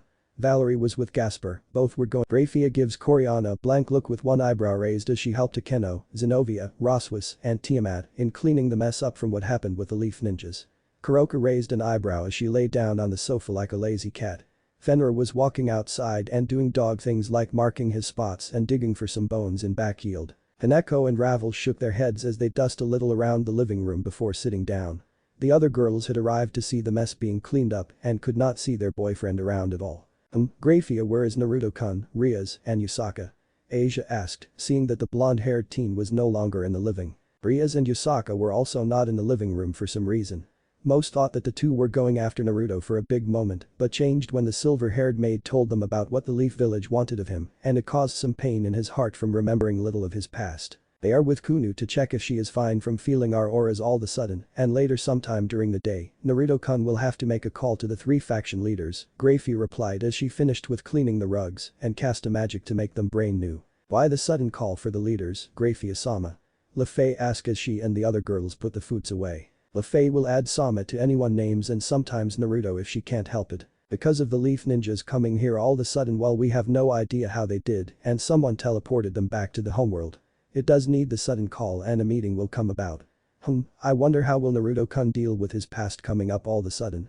Graia informed while thinking about what her boyfriend might be going through. This caused many to wonder what the silver-haired maid said and thought about their boyfriend's past. They all know about Naruto's past and the mask he wears to hide his pain. The mask covers many of his scars he gained both on his body and mind. Not many could break the mask, but Center Magic Girl Satan confronted him and broke through the mask which caused him to open up to others and started the healing process. To this day the mask is no longer needed and Naruto was healed, but today was different and the past has come up again. The girls of the harem have the right to be a worry for the man they love so much. Naruto-kun will do just fine Graia because he has us with him, Jean said with a smile on her face. Asia nodded her head in agreement and said, yes, Naruto-kun has us to be there for him and I'm happy to be there for him when the time comes. Tsubasa smirked at the two blondes' comment and said, if anyone could come back for the hit it's Naruto-kun and he will always have us to be at his side. Yep, Lefay agreed with a smile on her face and nodded her head in a happy manner. Same here. I am not going to let some weak ninjas hurt Naruto-kun or bring him back to a village he hates. He has us and we have him, Oriana said with a smile on her face. This caused Graia, Akeno, Kuroka, Xenovia, Rossweisse, Tiamat, Kaneko, and Ravel to smile at their fellow harem sisters' words about their man, knowing their words were true and that all of them will be there for Naruto like he does for them. And in speaking of the blonde, let's see what's going on with him and the other girls that are with him upstairs. Upstairs we see Naruto and Yasaka washing their daughter, Kuno for the day and changed into new clothes for the rest of the evening. Rias watched from the sides as she brushed her long hair with a small smile on her face and looked in the mirror. Dusan, are you mad? Kuno asked as her mother washed her face and father her back. No, why? Naruto asked, being taken back at Kuno asking him that question. He was happy with a smile on his face and had no reason to be upset whatsoever. The people that hurt you came back and wanted you to save them. Are you mad they find you or demand things from you where they can't? Dusan? Kuno asked while her mother finished cleaning her face. Naruto smiled at his stepdaughter for being smarter than she looks. Kuno may be young and could be strong like her mother in her teens one day. She did lead the Kyoto's Yaokai faction for a short while and shown great promise to make her parents proud of her. I was mad, yes, but I'm not going to let them control me or my life. I'm happy to be with my family and you, Kuno-chan, in the era of peace to enjoy, Naruto replied as he rubbed Kuno's cheeks with his right hand. Kuno smiled at her father's words and was happy to have a family to enjoy. That's good to hear, Naru-kun. I'm sorry that today's dates will be put on hold for a while, Yasaka said as she finished cleaning her daughter up and drained the bathtub of its water. That's fine, Yasaka-chan. I can make it up to everyone for another day for dates and I think my other girls would want to sleep me for the night to make it up to them, Naruto answered as he grabbed a towel to dry his daughter off. True, but we can wait for when the night comes. It's still noon and we have some time to enjoy the rest of the day, Rias agreed as she finishes brushing her hair and walked towards the blonde-haired teen. Yeah, Naruto said with a smile on his face, agreeing to relax the afternoon with his girls. Naruto will enjoy his time with his girls, but he must not forget in making a call to the 3 faction leaders on what happened. That should be the last thing he doses before turning in for the night, but that can wait and the blonde will enjoy the rest of the day with his girls. Time skip. The afternoon made its way towards the evening for the devils, dragon, and wolf quickly than they thought and all of them enjoyed the day like anyone else would. Yudo had come back from his date with Tsubaki and was fun for them. The movie Frozen led them to walk around town for lunch before parting away for the evening. So, two maybe lovebirds had a fun day and hoped to go for another one. Naruto, Graia, Rossweisse and Ravel sat on the main sofa, working on the light novels or books for the underworld and human world to enjoy. The blonde-haired teen started writing books about many adventures and history of all different factions from his point of view. The books made a big hit and help was needed. Graia self-edits the light novels and reads them over with Naruto on anything they can find together for the books. Rossweisse runs the money, no surprise there, and manages the funds towards everyone else to have a fair share. Ravel is the main manger for the blonde's light novels to post the books out to the public and does a great job at it. Valerie, LeFay, Coriana and Gasper were playing Go Fish to pass the time. Xenovia and Yudo had just gotten back from a little sparring for training and rest down to join the game. Kuroka and Kaneko joined in the card game after their senjutsu lesson. Fenrir was drinking water out his bowl before walking around the livening room and rest on one of the sofas. Rias, Akeno and Asia were cooking dinner for everyone and wore aprons that matched their hair color. They were cooking white rice with butter, eggs, and red salmon to a Japanese style. Naruto would cook, but he had worked on his books and the three girls offered to cook for the night. Before anyone else could finish or do anything else, a sound of the doorbell ring got everyone's attention towards the main doors of the house and wonder who was at the door. Naruto sighed as he stood up and walked towards the doors. I will get that. I wonder who that can be. Naruto asked himself as he walked towards the door and opened it for who was at the door. Before the blonde-haired teen could see who was at the door or say anything, he was hugged by someone that caused to lose his balance, but regained it to see who was hugging him all sudden and smiled on finding out who was hugging him. He used his wind magic to close and lock the main doors as he enjoyed his angel is back home. Irina Shido, the angel, and ace of Michael had come back home from a mission and hugged her boyfriend. She is a beautiful young woman with chestnut hair and violet eyes. Her hair is usually tied into twin tails, each held with a blue scrunchie, but on some occasions, she lets her hair down. She wears a light purple shirt with white strips marks on her sleeves, blue jeans, and white sports shoes for running. Hey Irina-chan, Naruto greeted with a smile on his face as he hugged his angle girlfriend. It's nice to see again Naruto-kun. I miss you, Irina greeted back with a smile on her face. I miss you too, Irina-chan, my angel, Naruto answered as he held his angel girlfriend and smiled in the warm embrace. Once the two ended their hug, Naruto helped Irina with her bags and walked towards the living room to surprise everyone to who was back. The angel of Michael had met Naruto during the mid-teens in England and played like friends would which they become friends. Soon enough Irina and her partner, Xenovia, went to Kuo, Japan to find the holy swords that were taken from the church by Rouge fallen angels and were set to find them.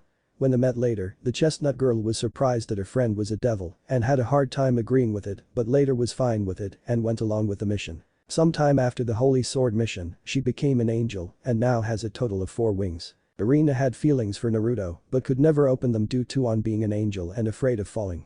It took a long while for them to open their feelings up, but the blonde-haired teen asked the angel out on a date during their winter break to open their feelings towards each. Once finding out her feelings are pure, she kissed the devil and didn't fall, making them happy and later started their relationship to the next level. Who's came back? Naruto asked as he and Irina walked into the living room. This got everyone attention and could tell that who was here made the blonde-haired teen happy. They soon saw Irina and smiled at her for coming home. Before the angel could say anything, she was jumped into a group hug by Xenovia, Jean, and Asia as she hugged her friends back. Welcome back Irina, Asia greeted her friend as she and other friends give the angel friend some space. How was your trip? Jean asked. Alright for the most part, Irina responded. How so? Xenovia asked, wondering what her friend meant. Nothing too bad, just airports had some problems that my flight to wait longer and the church have been opening homes for kids that don't have homes, Irina replied with a smile on her face, remembering the time she spent with children and played with them. That's great to hear that the church has taken in my children in the Lord's name, Asia said, smiling at how the church was doing and taking a change for once. The blonde-haired nun and her fellow friends put their hands together and started to pray for the good news. Amen, Irina, Jean, Xenovia and Asia said in the union to pray and caused some devils in the living room to have headaches all of a sudden from the pray. Naruto sighed with a small smile on his face while shaking his head of the pray. Sure, he felt a little headache, but he has dealt with it before and nothing to him or the others. The reason why Xenovia, Asia and Jean could pray without being in pain was that their boyfriend had asked a request for Michael to allow them to pray evening if they are devils. So yeah, there was that and moving on. Before anything else, a knock was heard from the door again and caused everyone to wonder yet again who was at the door. I will get it, Naruto said with a sigh leaving his lips and started to make his way towards the door for another guest again. The blonde-haired teen wondered who was at his door this time and started to feel a familiar aura at the door, but who? Those thoughts were pushed aside when he opens the door to answer who added and soon smiled at the new guest he knows all too well. Sona Citri, heiress of the Citri clan, a childhood friend of Rias and girlfriend to Naruto. She is a young bespectacled woman with a slim figure, black hair styled in a short bob cut and violet eyes. She wears a white dress shirt, a black jacket, skirt, leggings, and dress shoes. The blonde had met the black-haired heiress during their time at school and at lunch for a chess game to the point they kept being on draws and have no winners in their chess game. Naruto has high points in Sona and believes in her for her dream of building a rating game school for every rank. Sona at first didn't know what to think of Naruto due to him on wearing a mask and not opening to others that care about him, but changed when her older sister broke through the mask and he started to open to everyone he cares about. The two went on dates before starting their relationship and kept their engagement on hold. Fun fact, Naruto is engaged to 4 people in his harem and were set to be married, but they want to wait a little while before taking the big step and the blondes have a special idea in mind. Now that's out of the way, let's get back to the story with our blonde-haired hero. Good afternoon Sona-chan, Naruto greeted his other girlfriend with a smile on his face and allowed her to come in. Good afternoon to you too Naruto-kun, Sona greeted with a smile as she walked into the house. I take it you want to join in for dinner and some downtime with me? Naruto asked as he took his girlfriend's jacket off and hung it. Sona allowed the jacket to come off and said, yes and Rias told me that you have faced your past. Naruto didn't say anything at first as he placed the coat away and was not surprised that Rias had called her childhood friend of what happened. They do share the man they love and if the crimson-haired devil would have called her friend on what happened. I see, but I'm fine now Sona-chan, Naruto said with a small smile on his face. I can tell but know that we are here for you, Naruto-kun, Sona said with a smile on her face as she got closer to hug Naruto. Naruto hugged Sona back in a warm embrace for a while before they made their way towards the living room to join in for dinner. Time skip. As the night time comes and dinner was done, the devils, dragon, foxes and wolf rested for the afternoon before going in for the night. The afternoon was slow and things got done faster than anyone thinks. Work on books, training to not fall behind, and some housework was done for the day. Naruto held Kuno in his arms as he and Yasaka read their daughter a bedtime story to help her fall asleep quicker for the night. Fenrir rests in a dog bed in the living room and the other girls went upstairs to surprise their boyfriend. I think it's time for little Kuno to get some sleep for the night, Yasaka said as she got up from the sofa and her boyfriend followed behind. I agree. I will take Kuno-chan to her room and met you in the main room, Naruto agreed as he and the fox walk upstairs. Fenrir slept downstairs and smiled in his sleep for his master. Evening today he faced a little bit of his past, the blonde pushed it aside and not allowed the pain of his past to hurt him. The wolf was happy for his master and will be at his side no matter what. Naruto had made him towards his stepdaughter's room that was far away from his room and will come in if something happens. He opens the door and made his way towards the bed to place Kuno down to rest for the night. He placed her down while pulling the covers over her and give her a kiss on the cheeks, causing her to smile in her sleep as she rested for the night. The blonde-haired teen smiled at his daughter as he left the room while being careful not to wake her up and started to make his way towards the main room. He wonders what his girls have in mind for the night and knows it won't be something overbroad but something relaxing for them to enjoy. That's good for his part for now and wants to wait for the right time. Naruto soon opens the doors of his bedroom and soon blushed in deep red of what his girls had in mind for the night.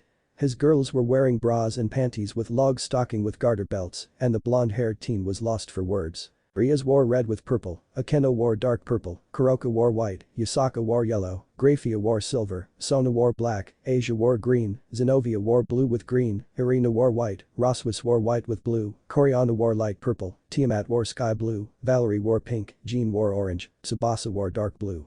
Kaneko wore blue, Ravel wore bright yellow, and Lafay wore blue with yellow. Naruto was so shocked that he didn't saw Yasaka using her tails to drag him into bed for the night and the girls started relaxing in the warm bed with their boyfriend. The blonde soon got over his shock and blushed face with a smile on his face and started to close his eyes to relax with his girls. He had everything he ever wanted and won't try anything for it. He knows that he will have to be in a meeting with the 3 faction leaders about what happened between him and the Leaf Ninjas, but he shook those thoughts aside and started to fall asleep in the warm embrace with his girls. Kyoto, Japan. While the happy group relaxes for the night, something was going and happening in Kyoto, Japan. A group of Leaf Ninjas were still in the New World and have no idea that their allies have disappeared back to the Leaf Village. The group was being watched by a powerful being not far away and watched them until this coming up with the idea to surprise the blonde-haired devil. My Naruto will be happy with this surprise, a voice said in the night, being a female and spoke in the monotone of voice. But the snap of a finger, a purple magic circle appeared underneath the Leaf Ninja group and teleported them away until it was time to meet Naruto again. While this goes on, something was happening. The Kyoto's Lee line is going all sudden with massive charka pulsing throughout the area and something was waking. Who or what is unknown but was growing and building strength as each day goes by. Unknown location. So, your past has come back, my rival, Naruto. How will you overcome this? A good question, and I have a feeling that in the next re-faction meeting will be interesting, a male voice spoke as he looks up into the night sky with his eyes narrowed. As the morning came by, a meeting was going to happen and it will be a long one. The meeting is about what happened and how to deal with the Konoha. The 3 faction leaders will have the meeting with their allies about the matter at hand. Naruto had called the leaders about what happened the other day and they understood why there must be a meeting. If the Konoha had found a way to come into this world just to find the blonde in hopes to win a war that has nothing to do with him, then that will be a problem and could cause some troubles for all of the factions. Most of the Leaf Ninja has been to be more prideful than devils, lustful than fallen angels, and only care about gaining power when it's not theirs. So there needed to be a meeting on how they will deal with the Konoha. We soon find Naruto getting ready for the day and got dressed after relaxing shower with his girls. The meeting with the 3 faction and their allies was going to be at Kuo in the afternoon. So, the blonde, his friends and girls had some downtime before going into a meeting. He had a few ideas on how the meeting will go down, but he knew for a fact that anything can happen. He will worry about that later and enjoy the time he had before the meeting. The blonde-haired teen was so lost in his own thoughts, he failed to notice that one of his girls was nearby and walked towards him. Then he felt something up against his back and a pair of arms wrapped around his neck. The blonde smiled, knowing who was behind him and held one of the hands with his own. "Are you going to the meeting, Naru-kun?" the girl asked, being Rias. "I am, the meeting will start in the afternoon. That gives me time to relax and spend time with you before the meeting," Naruto replied as he held his girl's hands and smiled at the feeling of the calm embrace. What ideas do you have in mind, Naru-kun?" Rias asked, wondering what her boyfriend had planned for the day. Naruto shrugged his shoulders and said, "Don't know yet, but I believe we figure something out." Rias smiled at her boyfriend's words and understand what's going on with him today. She and other girls could tell that during the meeting, Naruto will have to make a call on if he wants to go back to his former homeworld and fix some problems or leave it to rot. He still has some friends there and wished to see them again, but the pain he gained from the Leaf Village was still there and could cloud his vision in anger if things get out of hand. The crimson-haired devil shook her head and knew that Naruto will not fall in his own anger because he has a new life, he can be happy and has girls who love him for who he is. Rias knows the man she loves will do just fine and will enjoy his life as he has before. The meeting will start in the afternoon, but she and her harem sisters were going to enjoy their time with the man they love. Time skip. Naruto and his girls had spent their time together for a good morning and now was early afternoon, which was going slow for everyone. The blonde-haired teen was training to keep himself in shape and get stronger. It never hurts to get some training in. He will often train by himself or with his friends and girls to help get them stronger, but he believes that true strength comes from when he protects others than himself and the one he cares about. And now he was finished with his training and started to sit down, cross-legging his legs and started meditating. Meditating helps train not just the body, but the mind and builds on mental strength. Naruto was doing that but also wanted to talk to someone deep in his mind for some help and thoughts on the matter at hand. He took some deep breaths in and out before his whole mind went white and started to go into his mindscape. Naruto's mindscape. The blonde had changed his mindscape from Sora's to a nice hotel after his fox friend was gone. He misses the 9-tailed beast for giving his life to have this new life to enjoy, but he shook his head and moved on from the past to the now. Soon a figure started to appear in front of Naruto, causing him to smile and watch the figure coming to him. A woman with long, wavy blonde hair decorated with a head accessory and wore a light purple dress appeared before the blonde and smiled at her student. This woman was the strongest female possessor of boosted gear and known as the Red Dragon Empress. Her name is Elsha, the lightning dragon queen of boosted gear. Naruto had met Elsha when he defeated Loki's curse and looks deep within himself to unlock his inner full power to become the true Red Dragon Emperor. The Red Dragon Empress was touched by the blonde's hard work to become stronger to help the people he cares about and never let his pride get in the way. She vowed to stay with him and never let him lose himself by reminding him to love himself and the people he cares about. She never disappeared but stay around and Drake was fine with that. "Hello Naru-kun," Elsha greeted with a warm smile. "Hello Elsha-chan," Naruto greeted back with a smile on his face, being happy to see her again. "I take it that your past has come back and left you with questions, Naru-kun," Elsha said as she took a seat in the main living room of the hotel. Naruto nodded his head as he took a seat next to the lightning dragon queen. "Yes. What troubles me on how they got here and by what means?" Naruto asked, praying that the means to get here was not something sinful. The blonde-haired had a few ideas but didn't want to think about it and still prayed for no sinful insertions. Anything can happen, and he had a feeling that someone will explain it soon enough. I can't say for sure Naruto-kun, but I have faith that you will not allow your past to form your future. You fought the past and proved to the past hosts of Boosted Gear wrong. I have faith you will do that again, Aisha said with a smile on her face, causing her fellow blonde to be happy. Thanks, Aisha-chan, Naruto said, thanking the fellow blonde. Aisha smiled back at Naruto as the mindscape was coming undone and the blonde was waking up. End of mindscape. Naruto's eyes snap open as he took some deep breaths and was fully awake. He smiled that Aisha had helped him and was grateful to have her in his life like the other girls he loved. It saddens him that she will never gain a body and her soul will be forever trapped within Boosted Gear. Though, he promises to help her gain a body to walk with him in a new life on the day. The blonde-haired teen got up from his meditative position and up on his feet to walk around his training room but failed to notice a certain blue-haired sword wielder leaning against the wall. Xenovia had walked in to see her boyfriend mediating and decided to leave him alone until he was done, which he was now, and then she will act. Xenovia walked towards her boyfriend as he was deep in thought and hugged his right arm to get him out his thoughts.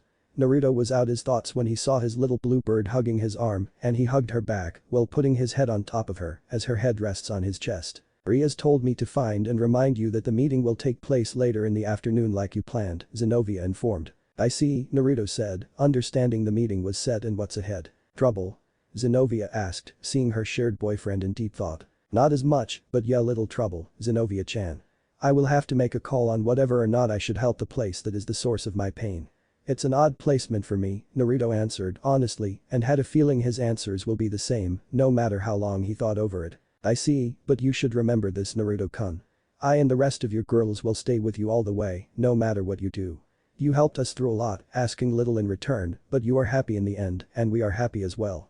I have faith you will make the right choice, Xenovia said with a smile on her face and got her face closer to the blonde. Naruto smiled at the kindness and soon leaned forward to capture the blue-haired knight's lips. The kiss was simple and kind, nothing wild as this wasn't the time for that, and quick motion as the pair part ways with their smiles not going away. Thanks, Xenovia-chan. I need that and I love you, my little blue bird, Naruto said as he hugged the blue-haired woman close to him. You're welcome, Naruto-kun, and I love you too, my dragon, Xenovia replied as the two relax in the warm embrace. The pair relaxed for a while before moving on and head down to the living room to see a few girls doing their own thing on the sofas. The wolf was nowhere to be seen, and the blonde could guess that he was outside doing his dog things like marking or finding his bones. Yeah, dog things indeed, and moving on which a walk was needed. Naruto soon walked outside after having Xenovia hanging out with Ravel, Kaneko, and Asia for a moment as he looks for Fenrir. The blonde found the wolf digging up some bones up to take a bite of before hiding somewhere else in the backyard for later. He smiled as he watched his friend go about his business and started to feel that someone or two were watching him, getting him to narrow his eyes a little and be on guard. The familiar scent hits his nose and caused Fenrir to growl a little, but was calmed down when Naruto shook his head and showed that he was going to be dealing with this on his own. The wolf calmed down at this, but keep his guard up and the two waited for their guest to show up. Within the trees in the backyard, Menma and Naruto had been glaring deeply at their failure brother with anger and hatred. They are giving everyone the slip during the small battle and teleportation of the losers by hiding in a camp for the next morning to strike. The pair waited to strike, and now mid-afternoon was the best time to strike as their target was out and all alone. The siblings believed that their failure brother is only strong because of his horse, and without them, he is nothing. Such fools, and they will find out the hard way. Naruto started to sense the rotten siblings close by and started to gather some of his magic to deal with his rude unwanted guests. He didn't need to use the boosted gear as it will be overkill, and he has different ways of dealing with some rude guests.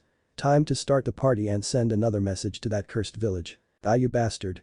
Menma shouted in pure rage, having enough of waiting, and jumped at the blonde in pure anger in his eyes and draw out a kunai to stab. Naruto just stood calmly as lightning danced around his right arm and smirked as he got his target right where he wants him.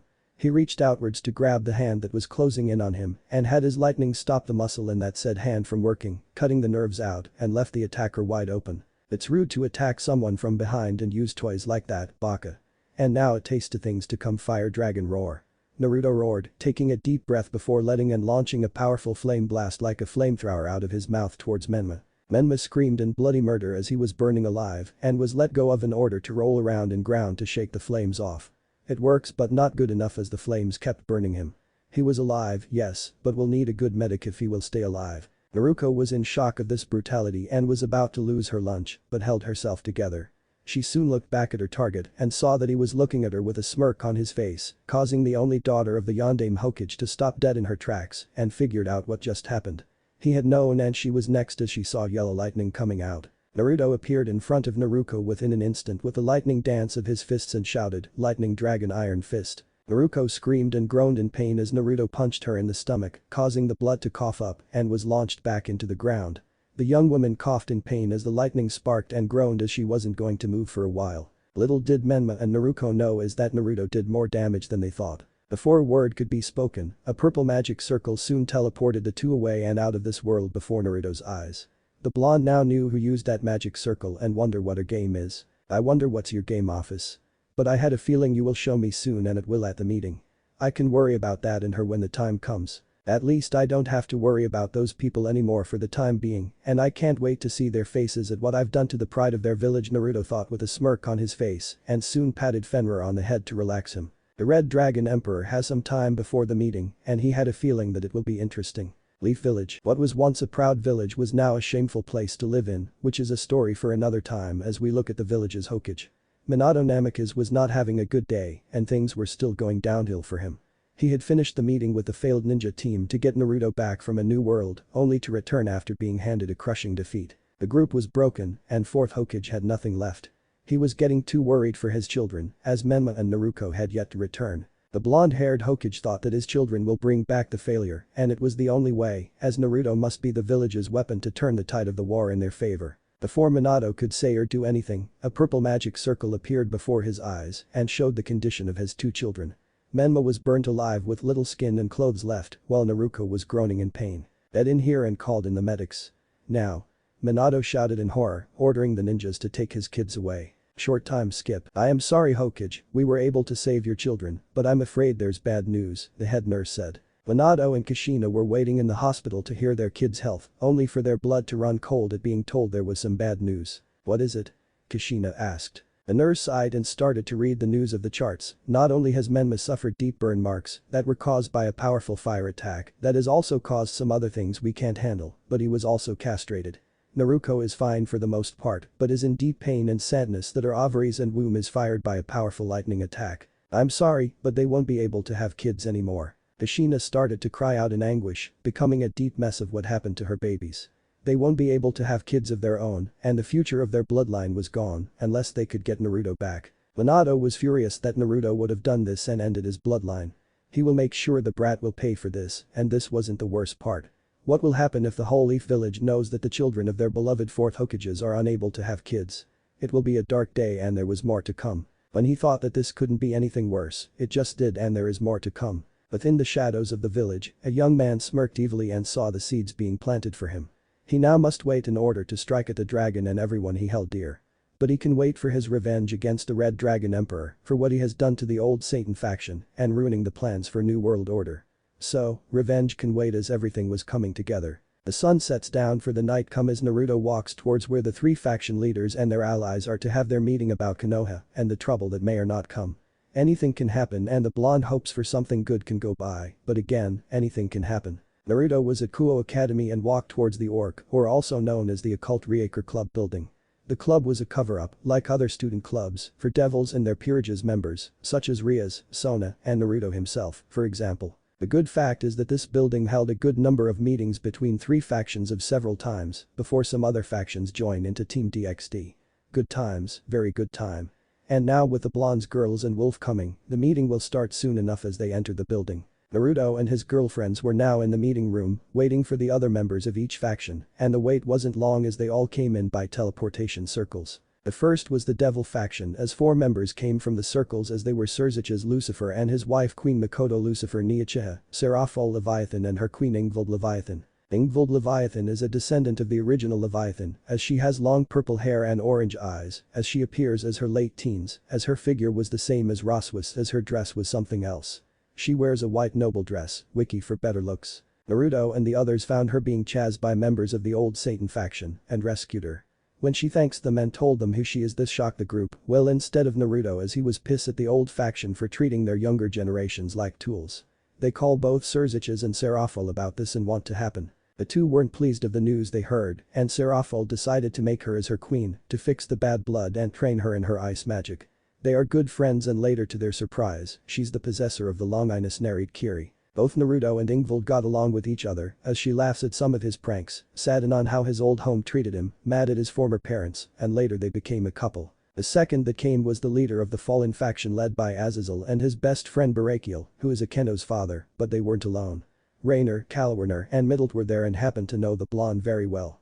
Naruto spared them as they were puppets under Kakabiel, and their punishment was to be maids to Azazel. The fallen angel leader noticed the three had felt toward the blonde as he was kind to them when he met the three at a cafe and allow their punishment to be light at a time. They are the blonde's girls and on a good note so far. The third was the angel faction led by Michael with his sister Gabriel right beside him, and with her was her queen, Griselda Quarta, who is Xenovia's adopted mother. The two and another angel, who that is not here now, are Naruto's girlfriends. At first, was odd to be with Griselda, but Xenovia said it was okay as she liked the mother and daughter love thing. The fourth was the Yokai faction led by Yasaka herself, since she was already here, but another came to be by her side and her close friend to her and one of Naruto's girlfriends or mate. The woman had the same body figure as Yasaka has as she has a regal appearance, flowing silky silver hair that cascaded down her back, sharp elf-like ears, heart-shaped face, thin eyebrows, and piercing amber eyes. She wore a white kimono tied closed with a yellow sash, as the said kimono was having a hard time to keep her breast in, as her skirt was short as it showed her long, milky, shapely legs, along with a sinfully plump butt as well. This woman is Satsuna, the daughter of Toga the deceased Inu no Taisho the great dog general, or Inu no Daiyokai the great dog demon that once served the Yokai faction, but Satsuna was a Dai Yokai, a higher Yokai than the normal Yokais, and one would think that Toga should lead the Yokai faction, but he didn't want to as he was a better leader to his soldiers than leading a faction. Female Sesshomaru. Now how did Naruto meet Satsuna? Well, during the school trip to Kyoto, Naruto saw Satsuna at night once as she was looking at the full moon, but when she saw him, she attacked him right off since she senses devil powers from him and thought that he was a threat. The fight lasted only for 2 hours straight as he became the victor and told her that he and the others weren't a threat to the Yokai faction. She was a great help to him and the others on rescuing her friend Yasaka from the hero faction led by Cao Cao, winning and gaining a new ally Jin. The two got along great as they spar with each other and talking with Yasaka, but when leaving Kyoto, Satsuna drops the bomb on him that she was now his mate, as this made his girlfriends drop their jaws to the ground. Yasaka giggled and tell him it was Satsuna and her clan's custom to find a strong mate. Since Naruto beat her, which was very rare since Satsuna never lost before, but she saw him a strong mate as she now felt the dragon's blood flowing through him and to her, that will make their children even more powerful when born, and she the last Dai Yokai on earth. The fifth faction was the Olympus faction. This, of course, made Naruto frown sometimes as the thunder god Zeus never comes to the meetings and makes his two daughters Artemis and Athena come to the meeting like always. He understood why since he did beat the crap out of Zeus and telling him not to cheat on his wife ever again. But to Naruto, he was fine with this as he got along with these two, as Artemis is like a sister to him and future sister-in-law, while Athena is his girlfriend future wife. Artemis liked him as he wasn't like all other men like she hopped, but as a training partner and a brother figure. She happens to have a boyfriend that is not here now, but the blonde had a feeling that he will show up soon enough. Athena liked Naruto with his thinking out of the box tactics and coming out on top. She asks him if he ever had a plan when they played chess when she lost to him for the first time, and he said no plan at all. He just moves when feels like it. Also, it was planned to have two factions' great figures be married and formed an alliance between the two. Naruto and Athena were set up after a raiding game and a Red Satan planning it. Good times, but anyway moving on. The sixth was the hero faction that is now led by Yuki Nanaka, testament of Sister New Devil. She a young teenager with a slim yet endowed build, with an especially big butt. She has neck-length light blue hair that has a large portion of hair put into a braid placed on her left side of her face and another longer portion of hair placed on her right, let loose as she has yellow eyes and long eyelashes. She was wearing navy blue tights attached to a white skirt around her main body with black arm leg warmers, which is often covered up by her spirit sword armor. Naruto met Yuki after she and some other members of the hero faction decided that they didn't like Cao Cao's way of running it and split up into two groups. The hero clan led by Yuki and hero faction led by Cao Cao. When they defeated Cao and his followers, they made Yuki the new leader of the hero faction and became very close to Naruto, which she became his new girlfriend and made Jin the second leader of the hero faction, even she is a devil. The last one was the Norse faction and now led by their new leader of Asgard, Thor. He wore his armor with a red cape and had his battle axe in a safe place as this was a meeting. Avengers Infinity War when he arrives at Wakanda. Naruto saw him as an older brother figure and Rossweisse smiled seeing her good friend. They all sat at the round table. Naruto took the seat in the middle as his girlfriend sat in the chairs behind him and the wolf lay down at his side. The meeting was about to begin. "We got the calls from you, Naruto, about your old homeworld coming here," Surziches was the first to speak. Naruto nodded his head at this and replied, "Yes, it's true. This isn't good, and how did they come here?" Michael asked. "From what I know that they came here by wearing a vest to protect themselves when traveling different worlds," Naruto answered, remembering the vests that his former brother and sister wore before he beat them and were sent back to their home. "It's a shame, I would love to study that vest and see how it works," Azazel said with a sigh. The meeting was interrupted by a purple portal and out came 4 figures. Everyone all knew who they were and wonder why they are here. The first was Office herself, now in her older form, as she now likes to stay in that form to be with her chosen mate, the one that captures her attention and later her very heart. Behind the Dragoness was Vali Lucifer, Naruto's friend rival brother figure and the wielder of Divine Dividing, which holds the spirit of Albion, the White Dragon Emperor. But the White Dragon Emperor is his team, being Biku, a descendant of Sun Wukong, and Arthur Pendragon, who is Luffy's older brother. Also, both Kuroka and Luffy are members of this team, which they are part-time members since they become a member of the Blonde's peerage. This shocked everyone sans for Naruto, as he knows that it was her that sent back the Konoha group to his old world yesterday and his foolish siblings. "Office, this is a surprise for you on being here?" Athena asked the Dragoness. Office looked at them and her eyes settled onto Naruto, which she smiles and said, "I'm here to make Naruto happy by giving him a present." Naruto raised an eyebrow at this and wondered what she has in mind. "What type of a present?"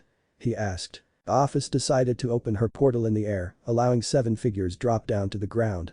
Naruto knew these 7 well, since the 4 are female and the others were dogs. The first woman was tall, who has a slender frame as she has light brown, pupil-less eyes and violet hair that is styled in a short, spiky, fan ponytail. She is wearing a fitted mesh bodysuit that covers her from the neck down to her thighs. Over this, she is wearing a tan overcoat with a purple inseam and a pocket on each side, a dark orange miniskirt, a dark blue belt, and pale gray shin guards. This person is Anko Mitarashi and someone close to Naruto. The second is a fair-skinned woman of a slender build, as she has long black untamed hair reaching her upper back and red eyes with an additional ring in them.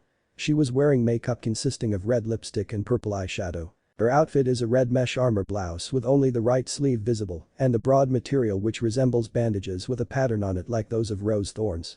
Her hands and upper thighs are also wrapped in bandages, as she wore regular shinobi sandals. This is Kurana Yuhi and Naruto's older sister figure. The third was a young woman with straight purple hair reaching down to her waist, warm brown eyes and a shade of red lipstick, but couldn't see her face thanks to the porcelain mask that looks like a cat. She was wearing Anbu uniform as an Anbu tattoo on her right shoulder. This is Yugao Yuzuki and another person that Naruto was close to. The last one has long brown hair which is in a ponytail with 2 locks of hair framing her face over her large black eyes.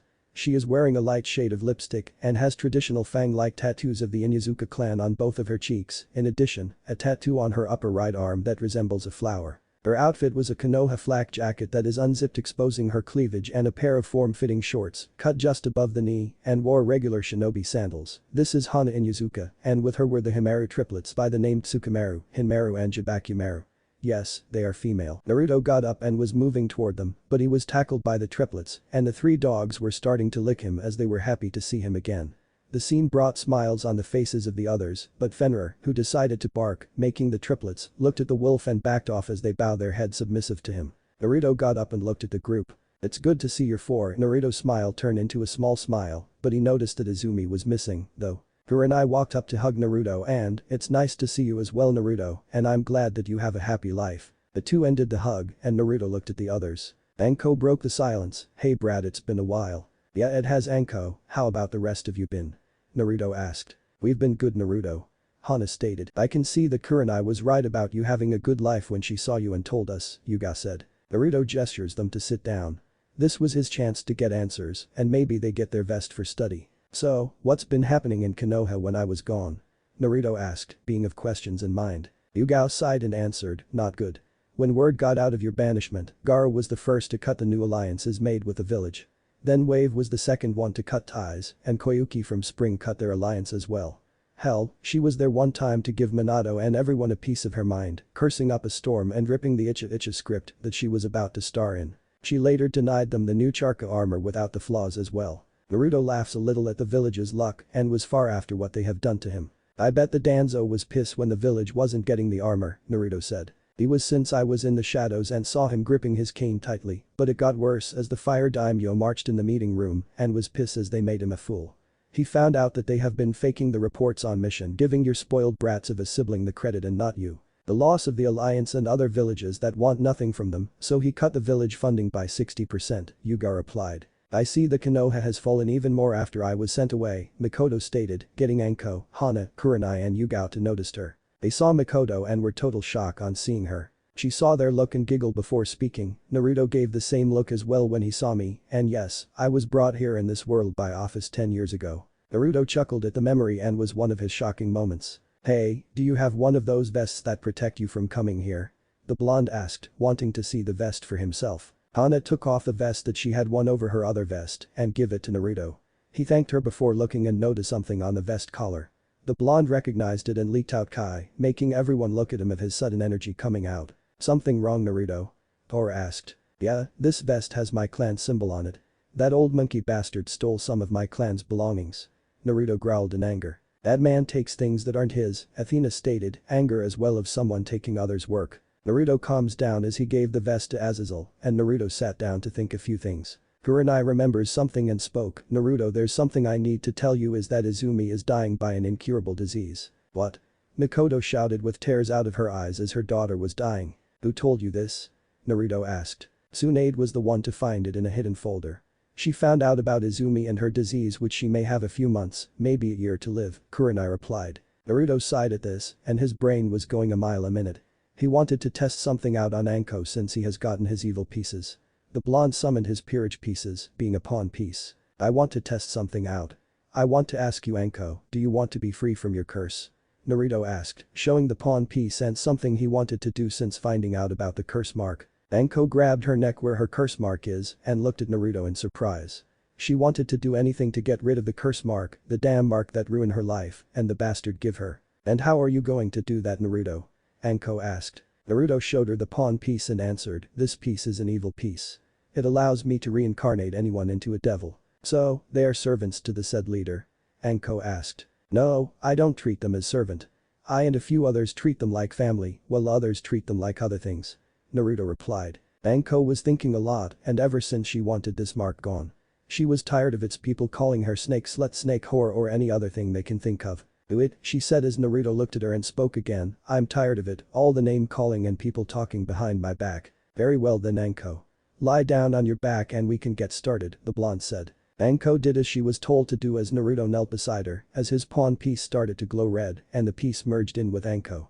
Anko for herself felt a little pain, but it was coming from her neck, but it stops, and Naruto helped her to sit upright. He asked Ravel to get a mirror for him. She did and used it for the new devil to see the curse mark was gone. This caused Anko to launch herself at Naruto, but instead of his hug, she kissed him right on the lips, shocking Rias and the others. Rias, having enough, grabbed Anko and pulled her away. What in the nine hells are you doing? Rias shouted asked. Anko gave her an innocent look and said, what? I'm giving the brat his reward, is that a problem? Rias' eyebrow twitching at her. Great, she acts just like Akeno, she thought. She heard stories about this person from Naruto, and now knowing that those two will get along just great. Hair Ed, I'm bisexual. So, you better get used to it, but hey, picture this, you're eating me out when he's banging you from behind or the other way around. Anko said with his teasing smirk while licking her lips. Anko? Kurenai shouted at her friend. Anko just laughed at this before getting bonk on the head to stop her actions. Rias was blushing as the same color as her hair. Asia fainted with a perverted grin on her face. Azazel was giggling like a pervert while the others were blushing. Akeno sang Ara, Ara as she put her hand on her cheek with a blush. Okay, Anko, that's enough. So, what about you three since the village has lost its ways? Naruto asked the others. Kurenai, Hana and Yuga thought long and hard. On one side Konoha was their home, but it didn't feel like it anymore and they wanted to be with Naruto since the four along with Izumi protected him. But in the end, they just say screw Konoha and be with Naruto. Fine, we agree, the three said their answer. Naruto nodded his head at this, but he looked at Rias, Ravel and Sona. Hey Sona, I think that Hana can be your new rook. Rias, I think Yuga can be your new knight, as Kurenai can be your first bishop piece, Ravel, Naruto informed. Sona, Rias and Ravel looked at Naruto then at the other three as they heard that these three were good at his old world, but Rias had a huge smile at this. On getting a new knight, maybe she can teach Kiba new swordsmanship. Sona was looking at Hana with a collective stare as she heard stories about the woman clan, as they were good trackers, as Hana dogs can be her partners in combat, as she nodded her head in approval of this. Ravel on the other hand was blushing up a storm and twiddling her thumbs, but Naruto told her she will be a great king, but with her resolve, she nodded her head in approval. Naruto smiled at this and gestured them to their new kings, and Naruto decided to summon his 3 other pawn pieces that he thought they were ready. A bright light appears in the room, having 3 more females came out of the circle. The first girl has brown skin, dark brown hair that is tied into a ponytail, cyan eyes for color, and she has the same figure as Rias has. Her outfit looked like she belongs to a tribe. This girl is Korra, and Naruto found her incus inside of a crystal that the members of the hero faction wanted out. The blonde kills them and freed her from imprisonment. When she asks him on what's happening, Naruto told her everything on what's going on, and to his surprise, that the said girl can bend all 5 elements including metal and has a power to go into a state called the Avatar state. The Red Dragon Emperor asked who gave her these powers. She said God did, and encase her in the crystal if the world needed her. She and Naruto became good friends as they spar with each other and became a pawn in his peerage, which they later became a couple. The second girl has short dark blue hair that barely reaches her neck that is trimmed neatly. Her hair falls into her face in several short bangs that are swept neatly to the right, and then the rest of it frames her face. She has turquoise-colored eyes and wears red-rimmed glasses as she is remarkably short and has a slender but fit-built body as her breast is E-cup size for her age. She is wearing an elaborate blazer with gold lining and buttons and a large collar which is open to reveal the blue innards of the blazer is blue, a black collared top with gold lining and a red tie. On her shoulders sit elaborately designed black and gold epaulets as the cuffs of the blazer is folded outwards showing the blue insides with gold linings. With this she wears a short white frilled skirt, underneath which she has only ever been shown wearing white panties, over which she wears a pair of black stockings which are tucked into a pair of white knee-high, high-heel socks, and on her feet, a pair of black kitten heel shoes. This is Kasumi Shigeru, a former member of the hero faction, best friend to Yuki and part of Naruto's harem. Naruto met Kasumi during the meeting with Yuki, and Naruto can tell that she was a fighter as her martial arts skills were no joke as they did a friendly spar once as she landed an upward kick at his jaw and she wasn't using her scared gear called the zero arm, which is a pair of arm and leg braces with large blades on them. They are dangerous to any members to any faction or dragons as they can hurt or kill them since they have that power to do so. How did God make them? Michael is still figuring that out as well. But the two got along. Naruto can tell that Kasumi is a headstrong girl like Korra and a good leader to her troops when Yuki gave her a command. But after the civil war, she offers herself to become a devil to him as she saw him to be a good leader and also confess her love to him, which Rias and the other girls agree to be part of his harem. She became third in command of his peerage if he and Valerie are gone. The last one has olive skin, aqua eyes, thick eyelashes and short golden blonde hair, which she usually keeps messy with 3 braided locks. She is wearing a jacket with a high collar which covers the lower part of her face downward, while bearing a good portion of the lower half of her large dot. The jacket has a zipper running along its entire length, which is open from the bottom upwards. It has a beige air filter on either side just below the trim, as the jacket sleeves completely envelop her arms, terminating in black glove-like extensions at her extremities, resembling the appearance of a cat's paw. This is Tear Terrible as she was the last shark yokai. Naruto met her as she was slowly dying with a gaping hole in her chest after she killed a few members of the hero faction that was around her, and that's when Cao Cao made the final move and stabbed her in the heart. Naruto asked her that she wanted to live and her answer was yes, as she wanted to rescue her friend Yasaka, and he showed her his pawn piece making her know that he was a devil, but Satsuna came in and told her that he and the other devils are here to help. So, she accepted her new role as a pawn and later turned over. Here is calm, taciturn, level-headed and analytical as she watches her enemies for any weakness or to make a move. You summon us, Naruto? Tira asked her king. Yes, I want you 3 along with Vali and his team, Rossweisse, Jean, Yuki, since I know that she wants to come with Irina, Xenovia, Kuroka, Lefei, and Satsuna will be coming with me back to my old world, Naruto stated. Let me guess, they came for you, did they? Korra said with a frown on her face. Asumi walked up to Naruto and knelt before him for her punishment and not being there for her king. I'm sorry my king, if our mission wasn't that long we should have been there for you. I accept any punishment you give me, Kasumi said with her head down. Naruto groaned at this before picking Kasumi up. No, Kasumi. I'm not punishing you as it was your job to hunt down any surviving members of the old faction and I'm saying no now, I need your help, okay, Naruto said. Kasumi nodded her head and Yuki sighed at this but smiled at her friend as she knows that Kasumi is very loyal and she will have anyone's back at any time. But Naruto, why do you want to go back? You know that Konoha will capture you. Rias said, being worried for her shared boyfriend. Naruto looked at her with a smile and said, I need to go since I need to help others that were once me. Ria's eyes widened when she caught on to his words as he wanted to help others that hold the tailed beasts within them and she nodded her head at this. Very well, Naruto, but be careful and call for help if you need it, Rias said. Naruto nodded his head that he will be careful and looked toward to Kuronite to ask another question. Anything else I should know? Kurenai nodded her head at this and answered him. Yes, there is. Orochimaru has declared war against Konoha as he gathered a lot of small nations that has a beef with Konoha thanks to Hiruzen and Danzo. Did he got Kumo to join him? Naruto questioned, knowing the bad blood between the villages. No, he didn't as Kumo refused to join. The new Raikage, didn't want any beef with the Sannin, and Iwa to our surprise, is slowly rebuilding itself thanks to the civil war it had with between the 3rd Tsuchikage Inoki that wanted to destroy Konoha and his granddaughter Kuritsuchi who wanted to remain neutral with Konoha. Kuritsuchi being the winner and refused the Sannin. The snake ran for his life when both Iwas Jinchuriki arrived to aid her and went after him. Kurenai answered. Naruto just chuckled at this, but nodded his head in thanks. He made a few hand signs and a cloud of smoke appeared and out came a small moth as it chirped in happiness on seeing her summoner. Mina, go tell our friends that I'm coming back and they can let loose on the toads, along with any of the snakes that are loyal to Manda and Orochimaru, Naruto said to the moth before speaking again, and you can tell them that it will be a date, okay? The moth chirped in response and happiness before puffed back to the summon world, telling the 2 boss summons of their mission. Okay everyone, gathered anything for this trip, and I mean anything you can carry. Be back here in 1 hour to go to my old world, since it's a kill or be kill world. So, be on your guard when get there. Naruto ordered. They nodded their heads and left to grab things for this trip. Look out elemental, since the Red Dragon Emperor is coming back to his former home to raise hell and was ready for battle. Leaf Village, within Konoha or Leaf Village, has the village in lockdown and war mode has it gone up. Everyone was so force on the war, they missed the little things and an unknown character showing up. The shadow took form as a young man wearing a black coat of darkness, watching the village and her people running around like headless chickens for war. It was funny to him as most of the ninjas have little strength left and their best were crippled by either the Red Dragon Emperor or his girls.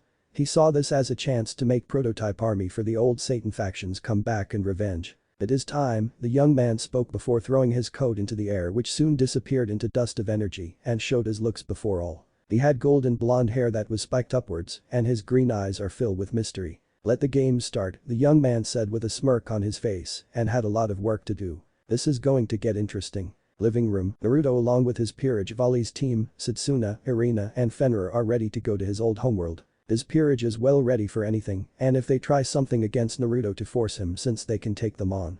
Vali and his team ready to go and be on guard for anything, especially Vali.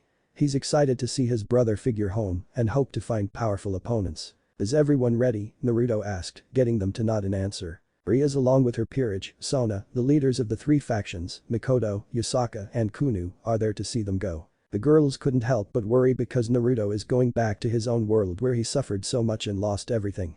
However, there are times to face his past in order to move on, and so they must accept it. Please Naruto be careful, Rias said as she couldn't but be worried for the man she loves and shares. Naruto nodded his head and said, not to worry Rias. They won't have the power to stop me or the rest of us. Iridid Eris nods her head in understanding. Surziches and Mikoto then step forward. Naruto please save my daughter and bring her back with you. I know that Sasuke is beyond saving, but Izumi is a kind-hearted girl, Mikoto said. I as well want you to save my stepdaughter if they do something, Surziches said. Naruto nodded his head and had planned to bring Izumi back here. He knows that she would love this world, be happy to her mother happy, and meet her new little brother. I will save her don't worry, Naruto said which on time had the infinite Dragoness appearing. Is everyone ready? Office asked. They all nodded their heads and were ready. Rias along with the girls and Yasaka hugged Naruto. Please be careful Naruto. He hugs them back and felt great peace as he was always felt. I will don't worry, he said before feeling someone hugging his leg and looked to see Kuno. Please be careful, Daddy, Kuno said. Naruto smiles before picking the little fox up. No worries Kuno. Daddy will just go take back what is rightfully from my clan and beat the bad people, Naruto said which made Kuno smiled and hugged him. Which everyone smiles at this scene seeing Naruto being like a good father. The girls blush at the thought of having Naruto's children. I will come along as well. You need me to return here and my power in case things go messy, Appa said. Naruto nods and then thought of an idea to make a big showing in his old world. Actually Office, I need you to do something when we get there, Naruto said which the infinite Dragoness had an idea what he had in mind and nods her head in understanding. Office then prepared a magic circle. Surziches.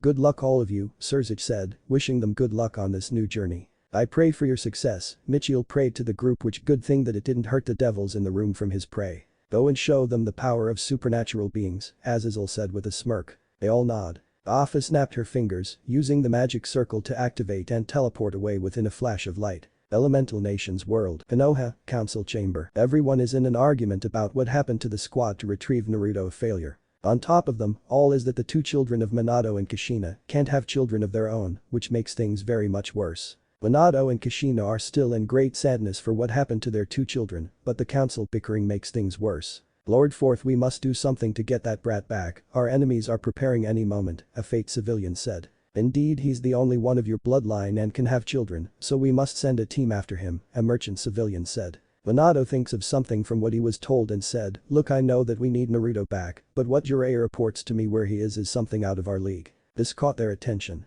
What do you mean, Lord Hokage? A civilian member asked, not understanding what the homage meant by that. The blonde Hokage sighed, knowing that this would be a long meeting. I let the team explain since they are out of the hospital, Minato said, which on cue had the team walk in. They came in and everyone saw they are hurt pretty bad, especially Kakashi since he lost his Sharingan. Also, Sasuke, who is angry having heard that something happened to his eyes not making activate his Sharingan. Minato, Jiraiya greeted. Explains everything that you told me, Minato ordered. The old sage nodded and told everyone everything. After that, the whole council is shocked to hear that where Naruto is in a world where actual and powerful real beings exist after their encounter with him, and the power he unleashed is something that no human can do. Which brought the civilian council very scared hearing the demon brat is more powerful than before. The shinobi council is very nervous about hearing Naruto's new abilities. If he can defeat the retrieval team easily, not going all out, and they shiver at the thought of how powerful he really is. We must plan something to retrieve him. The civilian council nod. Sorry to say, but we need a whole army to get him, Kakashi said, getting their attention, and there was more. From what I've seen and felt on Naruto, like he's been a war for a long time. He's in a higher league than me and Sasuke, maybe more than the legendary Sannin combined at full power or more. Which brought everyone very nervous about hearing that. Kushina and Minato nervous as well. If what Kakashi said is true, meaning Naruto is more powerful than any shinobi in the world. Danzo, after hearing what transpired there, start to plan to send his route to go to that world and bring those beings to his ranks. And under his control to rule Konoha as Hokage in the elemental nations. Sasuke, on the other hand, grew mad hearing that. The person he despises the most and worthless became a powerful force that no one can stop him. That worthless dope will pay for what he did to me. I will take his power and his women to bring my clan to its glory, Sasuke thought. Then what are we supposed to do? It's not like he will appear in this very chamber, the fat civilian said. Right on cue, a magic circle appears in the center of the chamber, making everyone surprised to see. It revealed several people there, but what got their attention the most is the one in front of them. Naruto is standing right at the chamber and looks at everyone. Hello everyone, I would say nice to see you again, but I would lie to myself, Naruto honestly said without a care. All the council is shocked that he's here. You brat, so decided to return to beg, huh? This became the fat civilian's last words when his head was blown off from his shoulders, courtesy of Naruto magic beam shot he learned. Not really, am I supposed to care, Naruto said. Which everyone is shocked that Naruto killed someone without remorse. Naruto then looks to see his former parents. Hello Minato and Kushina, how have you been after all these years? Naruto said in a cold tone of voice, causing them to flinch hearing his words and the tone he's saying, that he's not in a very good mood right now. And who can blame him? Now then, as to your thinking, why am I here? I decided to get back what is rightfully mine, he said, getting to the point and main reason he was here. Which that brought their attention. What is it? Minato asked. Oh, it is very simple, everything of the Uzumaki clan, that none of you deserve it, Naruto replied with his eyes narrowed. That brought them a great shock at what he wants. That I cannot allow, I am the head of the Uzumaki clan, and you are in great trouble for what you did to your brother and sister, Kushina said, scrolling the blonde but soon trued scare when she felt the whole room hot like a heat wave had hit the room, which it was. Naruto unleashed a red dragonic aura into the room with his eyes narrowed, being his killer intent, and they all felt his killer intent along with his group, but they were less affected of it. I'm not asking nicely, Kushina, and don't think you're the head of the Uzumaki clan, not after what have you done to disregard the absolute law of the clan, the blonde said. Kushina flinched at hearing the law, which all Uzumaki know too well. But I haven't broken it. I did everything for my son and daughter, Kushina replied, being a big mistake and made things worse. Really now? Just for them and not me? Your firstborn, which by rights I was supposed to be the heir, Naruto said, having his anger raise up, but sighed and kept a cool head. That made Kushina shut up, hearing that, and pale knowing what that means. Minato pales as well, knowing it as well. The whole council are confused to see this, which he noticed. It's the law about family above all else and more important in life, but now she abandoned me for those two. She lost the right to be called an Uzumaki, Naruto explained, having everyone shocked to hear this. Now then, I want everything of the Uzumaki clan, jutsu scrolls, artifacts, and money, all of it, he said, which he and everyone know that things will go crazy soon enough, which brought them a great shock. You can't demand us, you demon brat. Sakura's mother shouted. That's right, after everything we did for you before you were banished, that what you repay us, a civilian member said. This became a huge mistake of their part as they all felt the killer intent, but more powerful and a true beast putting fools in their place. This made everyone come down to their knees. Really meaning all the beatings since I was a child, the neglect from the academy, not allowed to enter the restaurant or store for me to buy, and most importantly I brought your precious Uchiha back from the pedo snake, and what was my reward for that? By banishing me for doing my job. Naruto shouted in pure rage, rarely shown, but who can blame as he needed to let this out. Everyone trembling in fear at this. Sasuke feeling Naruto's power making him jealous and tries to get up. Bali then noticed the duck hair, knowing it was Sasuke and walks in front of him. So you're Sasuke? The one who was supposed to be in par with Naruto? Vali questioned before sighing in disappointment on what he saw and big weakling in front of him. Such disappointment, you are very weak, he commented. Sasuke glared at the silver-haired young man. How dare you call me an Uchiha elite weak? No one is strong than the Uchiha, Sasuke said in pure anger. Yet you were defeated by Naruto at the Valley of the End, right? And not so long ago, Vali said. This made the Uchiha grit his teeth in anger at those reminders. Think about Uchiha. You, who was given everything to this village what you desire, and Naruto had nothing but he trains all on his own and masters whatever he can to be strong. That's the difference between you and him. You're weak for not doing things on your own to gain strength, but Naruto has because he showed me how, which I'm glad he is Kai most powerful rival and brother figure I ever had in my life, Vali said before turning his back on the weak one, and more rage was coming off from the Uchiha now. Which is why you're not worth it to fight Naruto. He's more powerful than you and you won't last 3 seconds against him. Sasuke had reached his peak of anger. No one is stronger than me, not even the dope. Sasuke shouted as he went to attack Vali, only to be kicked by the stomach by him. Divide, a voice said, not Draghi but the White Dragon Emperor, Albion. Sasuke felt his strength leaving seeing Vali's sacred gear activated, being a pair of white dragon wings with blue energy feathers. Like I said, you are very weak, Vali said, having the ninja surprised on seeing his wings. Now on to the pressing matters, Naruto said, having one more thing full to take care of. Danzo decided to speak, you really are a fool coming here, you brat. You think this is easy for you? Naruto then started to laugh as he couldn't help it, which confused them. You mean being the container of the 9 tails? Sorry, but I no longer have the beast, Naruto said with a smirk which shocked them to hear that. Naruto then looks at the Hyuga head and said, you can look at my flow Hyuga, seeing if I'm lying. The Ashi did use his Byakugan and to his surprise to see that the seal is gone. He speaks the truth, the 9 tails are no longer within him, Hiashi said, shocking everyone of this information. Danzo, on the other hand, is mad to hear that. Where is it, brat? Danzo demanded. Beyond your reach, mummy face, Naruto replied. This made the old war mongrel mad. Do you realize what you have done, traitor? Oh, now you want to play that game, huh, Danzo? Since you on the same page as well. This brought their attention. What are you talking about? I didn't betray this village, Danzo said, defending himself. Naruto smirked before looking back at a certain white-haired woman. Satsuna. Satsuna then attacks with her energy whip, bringing dead Anbu out, but those aren't the Anbu they know, but root Anbu. This brought everyone in great shock along with Minato, who is the most shocked. I did remember that the old third monkey and Namikaze disbanded the program, Naruto remained. Minato then glares at Danzo. Oh, I have the best part. Office, if you please, my dear. Naruto asked, getting Office to nod and then summons her snakes to bring something to her, a black book and folder. Danzo pales and sweat bullets knowing what she brought. How did she find them? Danzo thought in pure panic. After saying his thanks, Naruto then threw the book at Minato. Better read that Namikaze and see the warhit crime behind your back, Naruto said, which Minato did and read it, getting mad on every page he read, and killer intent was out. Danzo, explain yourself. Minato shouted before throwing the book at Nara's head and read it, which made him mad. That's very low and troublesome. You had the root active in secret kidnapping orphan children and clan children, saying they died in birth. So, to be put in your root creating an army and did as well to other villages, no wonder something is not right, Shikaku said, getting everyone as shocked to hear. Oh, that's not the best part, Naruto ringed with a smirk and is going to love the reaction of what comes next. The information was then thrown to Sasuke, who is confused a bit but took the folder to see and his killer intent reach a new level. You stole eyes of my clan for your own using. Sasuke yelled, being still weak from Vali's attack. Everyone was shocked to see and hear this. Danzo was about to say something, but a slash by Naruto made things worse for him. Since he cut the bandages and the arm bandages as well, revealing the Sharingan he has along with his arm as well. Everyone was sick to see and saw the face of Hashirama on his shoulder. You took the cells of the first Hokage. Kushina shouted in pure anger, having the whole council as shocked to see. Danzo was about to say something, but Naruto beat him to it. His reason he did all that so that he can rule the village with the root and the Sharingan he has.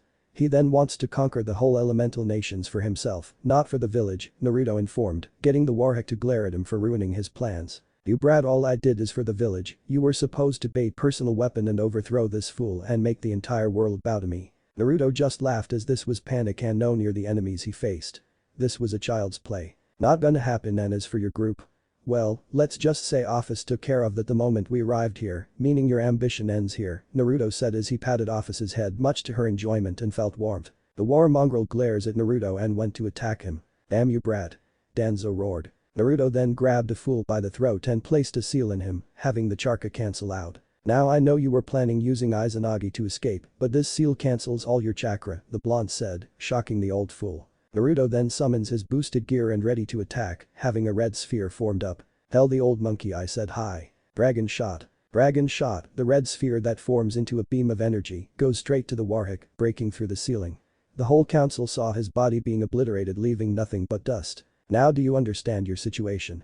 If you all just left me alone, I wouldn't have come here, but now that I'm back you will return what is rightfully mine, Naruto said as he cleans the fool's blood off of booster gear and kept his cold stare at the fools. Naruto and his group then decided to leave as the council was still speechless for what he did to Danzo. Payback time, and things will shake up here in this village and others as well. The XD world. In Kyoto, we see Yasaka in her office doing her work and make preparations just in case Naruto is in trouble along with other faction leaders. Yasaka couldn't help but worry for Naruto, but knows what he's doing. That's when suddenly she felt something wrong with the Lee line, something she never felt before, and knows what is it. Chakra, pure and powerful. This power, it must be what Naruto is talking about, Yasaka said to herself, and know that something powerful was rising which Naruto needs to know. In the forest a few miles away from Kyoto, red energy starts to form something in the shadows, and then it opens its eyes seeing crimson red and a black slit. Something big and powerful indeed was rising, indeed. Yasaka ordered her Yaokais to create a perimeter around the forest after feeling the presence. Then they felt a pulse of chakra and Yasaka saw red light energy twisting around, which made her narrow her eyes. It's forming faster than I predicted. Then she felt a presence and see multiple magic circles and Rias along with the girls, along with the leaders of the faction, even Mikoto is with them. You made it, Yasaka said, after getting your message about it, so what's the situation? Surziches asked. Then they felt an energy pulse once again and look at the light. All I can say is that it's forming rather quickly, the nine-tailed Yaokai explained. They felt the power and it was like Naruto described. So the beast that was in Naruto finally forming, Rias, which caused her and the rest of the girls to think the same thing about the 9 tails that were sealed in their lover and what he's been through. But then the light shine even more and the power increases even more. It's taking form now, Mikoto said. Yasaka and the rest of the leaders prepared themselves in case the beast emerges. Even Rias and the girls prepared themselves for combat. Then the light disappeared for a moment and for a minute they began to be confused. Was that supposed to happen? Someone asked, which was a common thought for everyone. Mikoto narrows her eyes about this. This doesn't make sense, the 9 tails should have formed by now. Then they heard footsteps in the forest and see someone coming out of it, which revealed to be a woman, same body figure as both Yasaka and Satsuna, but she has red-orange hair, was arranged in buns with hairpins in them and 3 clips in the front, as she wore a dark shade of red lipstick, as her eyes were body red with black slits in them, as she wore an outfit that Kuroka wears, but hers is red. They are confused to see a woman. Ma'am, are you alright? Yasaka asked. She looks at everyone and smiles. I finally get to meet you all, at last, tell me, how's Naruto? That got them confused, but Mikoto widens her eyes feeling her power, which Surziches notice. Mikoto, what's wrong? Surziches asked, being concerned for his wife. Mikoto points at the woman and said, she's the 9 tails. That brought everyone in complete shock and looks at her. My name is Kurami, it is good to meet you all. This brought everyone confused about the way she acts. Later, Yasaka was sitting down in her office with the other faction members as all were drinking tea while they were facing someone else that was in front of them sitting down on one of the chairs while her daughter was sitting down on the said person's lap. The woman in front of them has the same body figure as both Yasaka and Satsuna has, but she has red-orange hair, was arranged in buns with hair ends in them and 3 clips in the front, as she wore a dark shade of red lipstick, as her eyes were body red with black slits in them, as she wore an outfit that Kuroka wears, but it was color red. This woman was Kurami Aka, the 9-tailed fox demon that was sealed inside of Naruto, and she was supposed to be dead after she gave her life away. She will look like Mito, her first container. Okay, let me get this straight here. You were actually a woman anyway, but you died when you gave your chakra to Naruto to come here, but now you're alive again. Yasaka questioned the woman in front of her. That's right, Kurami stated as she drank her tea. Then you were brought back to life from Kami and her sisters that are connected from both our worlds to be by Naruto's side and help him out. Surziches asked her. Correct. Kurami told him as she petted Kuno's head. Why do I get the feeling that Naruto's harem is about to grow in size? Were the thoughts of everyone in the other room sans for Kuno. Elemental world. Naruto and his group were walking down the streets of Konoha as everyone was glaring at them with so much hatred. Naruto heard them saying the demon is back, it's all the demon's fault for making their village in a fallen state or any other thing they were saying, but the blonde and his group were just ignoring them as they didn't care and they had no power as they can't do anything. Naruto was disgusted by this village, and if the first and the second Hokage were alive and saw their village in this state, they would be rolling in their graves right now. He saw stores that he was kicked out now all boarded up as they were closed, as they never got any customers to sell their goods, and with the losses of their trade with the alliances with the others. Then he notices the men looking at his mates, but mostly at Satsuna and Tear, as they just looked at their big with lust, and he notices a group of 12 men just surrounding both Satsuna and Tear. What do you want? Satsuna asked, but she knew already. How about you and your lovely tan girlfriend with you to come with us and we can give you two ladies some real fun? The man said. No, both Satsuna and Tear said together. Besides we have a mate and that is Naruto. The two said together. This upset the men as two tried to grab their arms, but those two men lost the arms that were about to grab them. If I were you two better get taken care of, Tear explains to them. They didn't need to be told twice as they ran to the hospital, while the others ran for their lives shouting out, the demon whores are going to kill them. This made Naruto smirk at his mates as they continue their way to one place that Naruto hasn't been for a very long time, and that was the Ramen Ichiraku stand that was in front of them. The girls knew why he wanted to come here as they knew that the two people in this place cared for him as they entered the stand, while Naruto rang the bell for service, and out came Tuchi Ichiraku came through a door. Welcome to Ramen Ichiraku, how I can help you? Tuchi asked, but when he saw the blonde male with different women with him as the said blonde male was smiling at him. Yo Tuchi, it's been a while, Naruto stated. Naruto? Tuchi asked him and Naruto nodded his head a yes. Tuchi was happy to see the young boy he gave free ramen all those years ago was alive and well now. And his daughter was more happy and excited to see Naruto, and with friends and lovers from the looks of it. The group decided to have lunch before they deal with some fools in the leaf, before either heading out or not to the next village. Our Red Dragon Emperor didn't know why, but he had a feeling someone was waiting for him back home. If only he know how important and the impact she has on him. Naruto and his crew were eating at the Ichiraku ramen stall as Naruto, Tuchi, and Am caught up. Naruto told them about the other world he was living in, and they were happy for him. Then they all get a laugh when both Tsunade and Shizune came by as she heard about Naruto returning, and she punched Naruto on top of his head and did it again when she heard he was a father at a young age, thanks to Kuroka saying both Kuno and Junior were his daughters, but Satsuna came up and told Tsunade that they were his stepdaughters as he was dating their mothers. Naruto then asked both family members if they wanted to set up shop at his world and in Kyoto, which will be perfect for them since it gets a lot of tourists there and is good for business, and also send a message to Yasaka about them. The two agree with this as Naruto told Office to teleport them to a nice spot where they will get a lot of customers. Naruto paid them, and they were shocked to see that is too much along. They had never seen this kind of money before. Naruto said about the other times they helped him during his childhood and wanted to repay them for this, and also told them that they will learn about the money to the other world, which it was very nice of him and accepted him. With that, Office teleported them away as the group started to walk towards the gate. They were still getting glares. If my grandfather and granduncle saw this village, they will be saddened by its state, Tsunade said with a sigh. Both the first and second Hokage would kill themselves ever since your sensei took the hate. He changed everything. Betraying the Uzumaki clan was one thing, as the village is a cesspool of corruption, power-hungry civilians aiming up for only money, influence, and led by their greed with the Shinobi Council's warmongering ways, while building up more and more power as they think that it would keep the peace through enforcement, when in reality it will only unite those that fear and hate Konoha for its misdeeds. On top of it all, hypocrisy, treachery, betrayal, and sacrifice of its shinobi, so that this atrocity known as Konoha could stand strong. That is not the will of fire that your grandfather preached about, but the will of darkness, where few sacrifice many for their own needs like Danzo, Hiruzen, those two damned old fools, and that damned council just to keep up the appearances.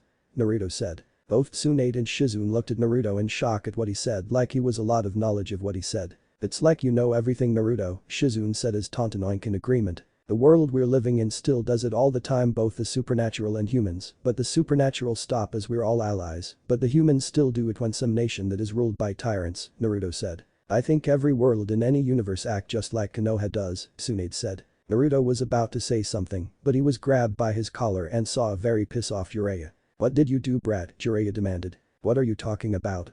Naruto said. By summons you did something to the toads, you fucking little shit, Jiraiya said. Naruto smirk at this as the fucking pervert finally realizes what happened to the toads. Well, the snakes have a new boss, as her name was Yamada no Orochi, and the original creator of the snake contract, as he was told by Mina, that Queen Ghidorah freed the divine being, as Yamada was on par with both Godzilla and Ghidorah, and Yamada was pissed at Manda and his summoner, as the disgrace their clan as she beat the crap out of Manda and then ate him alive, as she was setting an example to anyone else who shared in Manda's ideals, which it worked. Oh, you finally realize what happened to the toads. Well, it is the elder's fault for telling the prophecy, and the punishment is death for breaking that rule, Naruto said. Naruto then grabbed the idiot's hand and broke it, making the man scream in pain as Naruto glared at him. Listen here, you fucking perverted fuck, and listen well, as I know a lot about you, Jiraiya, as you hate being in the shadows of everyone else like your two teammates, Hiruzen, the Uzumaki clan, Kushina and Minato, and the prophecy was going to get you out of their shadow and cast one over them, and you're a leech, Jiraiya, as you leech off of fame, as you take the hard work from others and say it was you, Naruto said. So, what you think I care, you damn brat, as Konoha's survival was the only thing, Jiraiya said. Naruto scoffed at this. There you go again, Konoha this or Konoha that, like a goddamn broken record, as you don't care about the world, as you want Konoha to be the only ninja village in the world, while everything else fell, as you plan to make Konoha an island surrounded by a sea of death and destruction, Naruto said. Naruto then summons his scared gear and punches Raya into a building as Naruto and his group leave. What an ass, Naya, Kuroka said. To think a man like him was given the title of Sannin. Kasumi said. Tsunade sighed at this. I'm sorry about him, as he changed a lot, but I didn't, it was this bad, Tsunade said. The man listens to his sensei and followed him, Naruto said with a sigh. But first we're here to find Izumi, as Mikoto wants her back in her arms and to meet her new family. Bali always notices Izumi's name, as he always heard Naruto talk about her, sometimes with Kuroka. Naruto, I've been hearing Izumi's name from Mikoto, Bali said. Naruto smiled at this. Izumi is one of the few people that helped me out when I was younger, until she was ordered to kill off her clan by the order of the Hokage, and now part of the Akatsuki, Naruto said. Bali perked up on the Akatsuki. What's the Akatsuki? Bali said. The Akatsuki are a group of S-ranked missing men for betraying the village, Naruto said. Are they strong? Bali said as he was eager to fight them now. Yes, they are, Naruto said. Bali grinned at this as he wanted to fight these people, but they all notice a Sunin in here, which made Naruto confused at this, as he commanded Korra to trap the person, which she did, as she uses her earthbending to hold him in place. What the hell?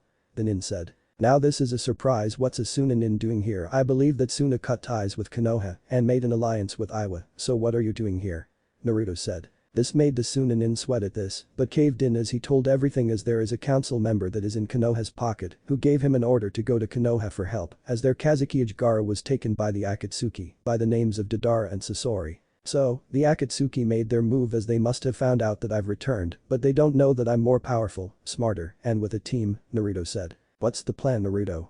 Kasumi said. Bali, I want you to take your team along with Kasumi, Korra, Rossweisse, Xenovia, and Jean with you as both Anko, Coriana and Valerie, stay here with Tsunade and Shizune to make sure they give me all Uzumaki belongings while I, Satsuna and Tear find Izumi, Naruto told them. The others nodded as they left and headed to Suna, as Naruto summoned a necklace that belonged to Izumi once and showed it to Satsuna. This belongs to Izumi, and maybe you can track her scent with this, Naruto said. Satsuna nodded her head at this and took a sniff at the necklace, which Satsuna was sniffing the air. Well, this was going on unknown to them that Minato, along with his family and the retrieval team, overheard that they went to track Izumi at first. They want to talk to him about what he said at the meeting, hoping that he can change his mind. But now to their surprise they are going after Izumi and decided to follow them, with Sasuke thinking of finally getting his chance to kill her. But he was surprised when he heard Satsuna on having her sent. Naruto summons his dragon wings, Tear summons her devil wings, and Satsuna transformed into her yokai form that was a giant silver dog, as they took off with a great speed that neither of them could catch up, making Sasuke grit his teeth in anger.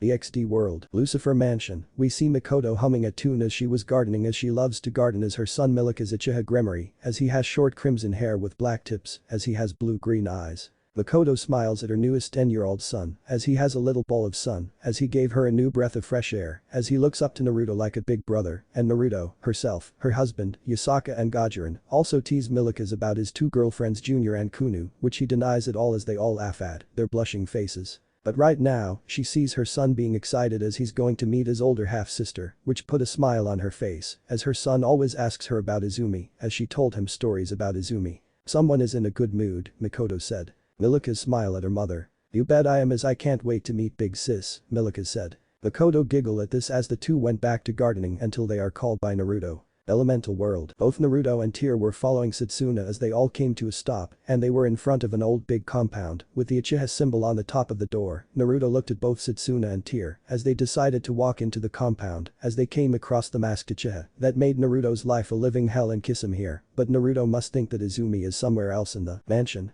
So, it's the brat that went missing, Kisame said. Naruto ignored him as he looked at the fake Madara. Naruto spoke with Mikoto about this, and she told him that the man that was there during his and his siblings' birth was not Madara, which the fox also told him the same as the man during his and siblings' birth wasn't Madara as the man that controls that night that didn't have the same sinister chakra. As much I want to beat the living hell out of you Uchiha, but I'm here for other reasons, some beating the living will come later, Naruto said. Naruto started to walk away, but Kisame tried to attack him from behind, but Tear intercepted him and blocked Kisame with her sword, which surprised Kisame on Tear's speed. I won't allow you to hurt Naruto, Tear said. Then the two started to fight each other as Satsuna was staring down at the Uchiha as he won't interfere with Tear or Naruto on his mission, but she senses more people coming here as she might think it was a Konoha retrieval team. Throne room. Here we see a beautiful woman that was the same age as Anko, Kurenai, Hana, and Yugao, as she has a great body figure, use Lena from Valkyria Chronicles 4, but with Akeno and her tight ass. This person is Izumi Uchiha, the eldest daughter of Mikoto and older sister of Sasuke, as she was ordered to kill off her clan, as they were about to plan a coup and keep her brother alive, so he can hate her and kill her to bring a new Uchiha without the hate, but she doesn't know that her plan failed.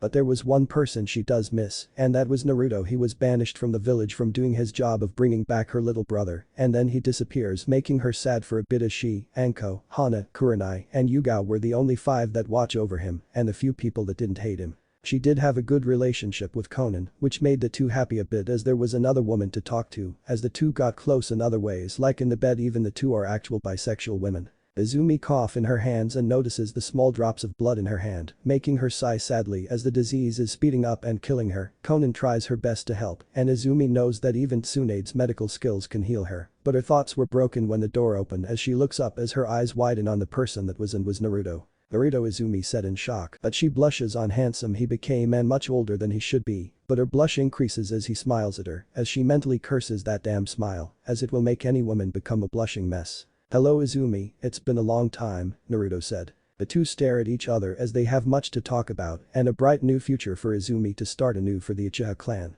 Both Naruto and Izumi stared at each other for over 5 minutes and Naruto decided to grow a teasing smirk. Like what you see Izumi? Naruto tease her. Izumi blushes increase at this, making Naruto snicker at this, making Izumi gave Naruto a cute glare. Stop that Naruto. Izumi said as she gains control of her blush. What are you doing here and why are you older? Naruto smirks at her questions. The reason why I am older is I was at another world where time travels faster and the reason why I am here is for you. Naruto said. Izumi raised an eyebrow at this, another world where time goes faster, that may be why he is older and stronger and he's here for her. For what? She questions him. To cure you from your illness. He answers her. This made eyes widen as he can cure her, but how as she saw him digging something out of his pocket and it looked like a pawn chess piece and showed it to her. I can use this pawn piece and turn you into a devil and cure you from your illness. Naruto told her. Izumi looked at Naruto and then back at the pawn piece as she was confused at this as on how that pawn piece healed her, but Naruto decided to tell her about her mother. And your mother also wants to see you again. Naruto said. Izumi eyes widen at this as her mother was still alive. What?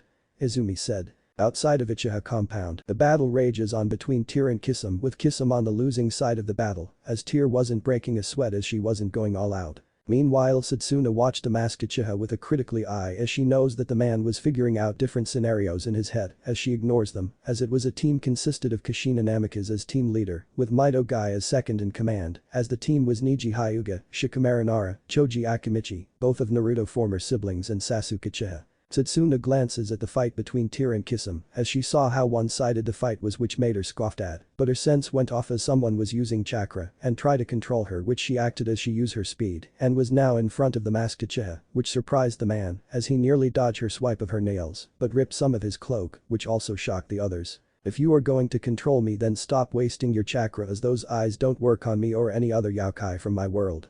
Satsuna said. This shocked everyone there as she said she and others of her kind are immune to the Sharingan, making the Obito mentally curse at this as he wouldn't control her but didn't care as he still has his goals to complete. It won't matter as I will get the Kyuubi Jinchuriki. He said. Satsuna smirks at this. Well then that's going to be hard as my beloved husband doesn't hold the fox anymore. Satsuna said. Obito lone eye widened at this, but then narrowed at her. What do you mean he doesn't hold the fox anymore? Obito demanded. Satsuna shrugged off his glare but decided to answer the fool. When Naruto was banished, he found a scroll to travel different worlds, but with the cost of his chakra, so the fox gave up its life, so Naruto came to my world, but with an added bonus, he got new power that kill gods, which I am happier with, as myself and other girls will bear his children, that will have that said power as well. Satsuna said. Obito narrowed his at this as he started to throw a tantrum, as his plans were ruined as he couldn't bring back Rin, while Zetsu was in the shadows cursing at this, as his plans to bring back his mother were ruined because of the brat. Then I'll kill you, then blonde-haired bitch and the brat for ruining my plans. Obito yelled at Satsuna. Satsuna scoffed at his so-called threat as she raised her hand and extended her claws, as she didn't need to use her swords on him, as she knows about the Kamui thanks to Mikoto, and this man has 5 minutes until the technique lasts, as she charged him as their battle raged as Obito had a lot of difficulties when fighting Satsuna. Throne room. Izumi was now in front of Naruto as she grabbed his collar as her EMS was active as she glared at Naruto as she was pissed at him as she mentions her mother's name as she knows that she was dead. Give me one good reason that I don't trap you in a genjutsu. Izumi demand. Naruto then smiles as he pulled out a photo with Sasuke's, Mikoto and their son Milika's as Izumi saw the picture as she let go of Naruto and looked at the picture that Naruto taken out and grabbed it and looked at it as her eyes widened as it was her mother in the picture and alive as well as she saw her smiling her true smile, unlike the others she put up when she was married to Fugaku, but she also notices the red-haired boy with black tips and blue-green eyes in front of them with a huge smile on his face and she put 2 and 2 together. Eyes he but Izumi didn't finish as Naruto cut her off. Your little half-brother, yes, and he really wants to meet you along with Sasuke's as he wants to meet his stepdaughter.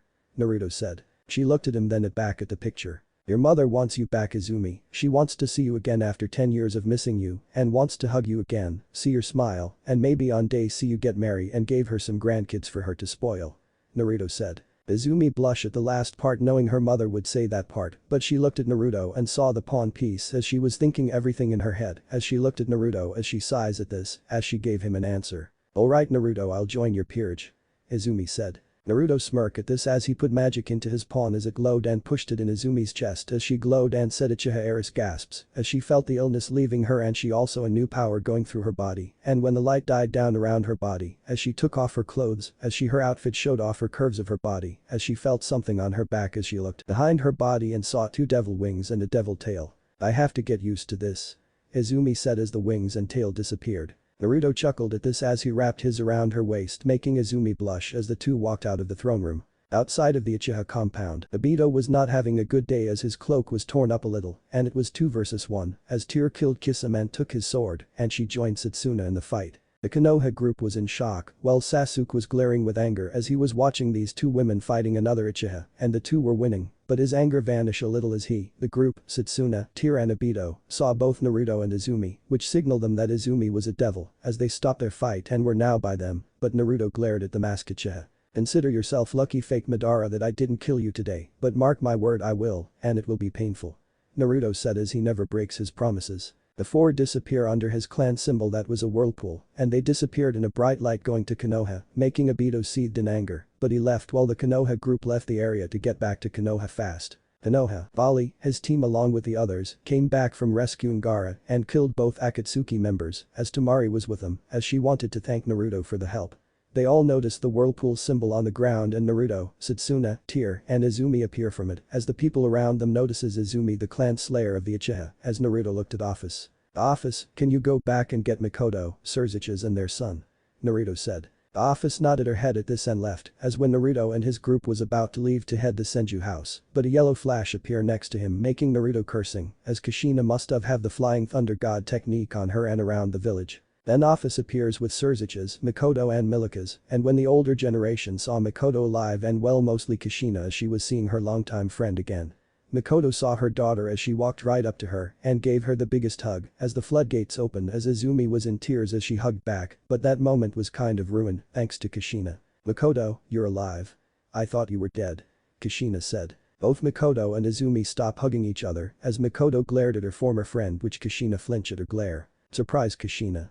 Mikoto said. This made Kushina flinch some more at her friend's voice. Of course you're surprised, as it was thanks to Office on sending me to the underworld where Surziches found me and used his queen piece to revive me, took care of me, then he and the other rulers pull some strings to make me a high-class devil. Since I am part of a clan, then I married my king that's standing right there, gave birth to my son that is a ray of sunshine, and made Naruto into my son's godfather," Makoto said. As she pointed out to her husband and son, everyone looked at them then back at her. "You know Kushina, you changed," Makoto said. "What do you mean by that?"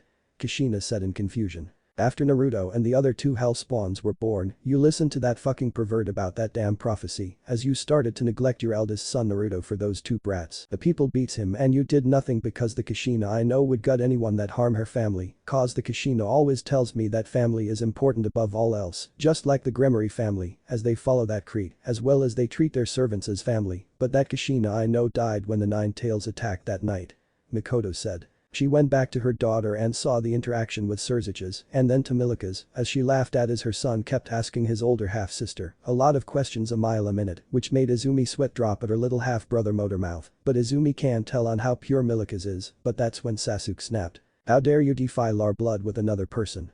Sasuke shouted at his mother. Makoto frowned at her former son when he said that. "So, Sasuke, in your eyes only Uchihas can give birth to other Uchihas?" Makoto said. "Yes, as it is only Uchihas to give birth to other Uchihas," Sasuke said as he pointed at his older sister. "Why are you forgiving her of all people as she killed off her clan?" Makoto sighs at this as it was time that Sasuke knows the truth on what happened. "Sasuke, the reason why Izumi killed off her clan because she was ordered to do it," Makoto said. Everyone stands for Naruto, his group and others were surprised on what Makoto said as they heard that Izumi was ordered to kill off the Uchiha, as they thought their fourth Hokage wouldn't do that, as Makoto shot Minato a glare to shut him up. "You see, Sasuke, Izumi didn't kill our clan to evaluate her strength, she killed off our clan by the order of the fourth Hokage, as my former husband, along with others, were planning a coup to overthrow the fourth Hokage and start a civil war in our village, and this will also draw attention to the other villages, mostly Iwa and Kumo, and they would attack Konoha when in its weakest stat and start a fourth ninja. Or but for me for almost getting killed, you can thank your father for using me a human meat shield from Izumi's sword," Makoto told her former son. This shocked everyone. There stands for others of this current information as the Uchiha clan were planning a coup and Izumi killed them off because their fourth Hokage ordered it, but Sasuke was shocked a bit but scoffed at this. "So, what is it was our right to be rightful rulers of this village and everyone else is beneath us," Sasuke said. Makoto scowled at this. "So, in your head that our clan should rule the world as it is our right?"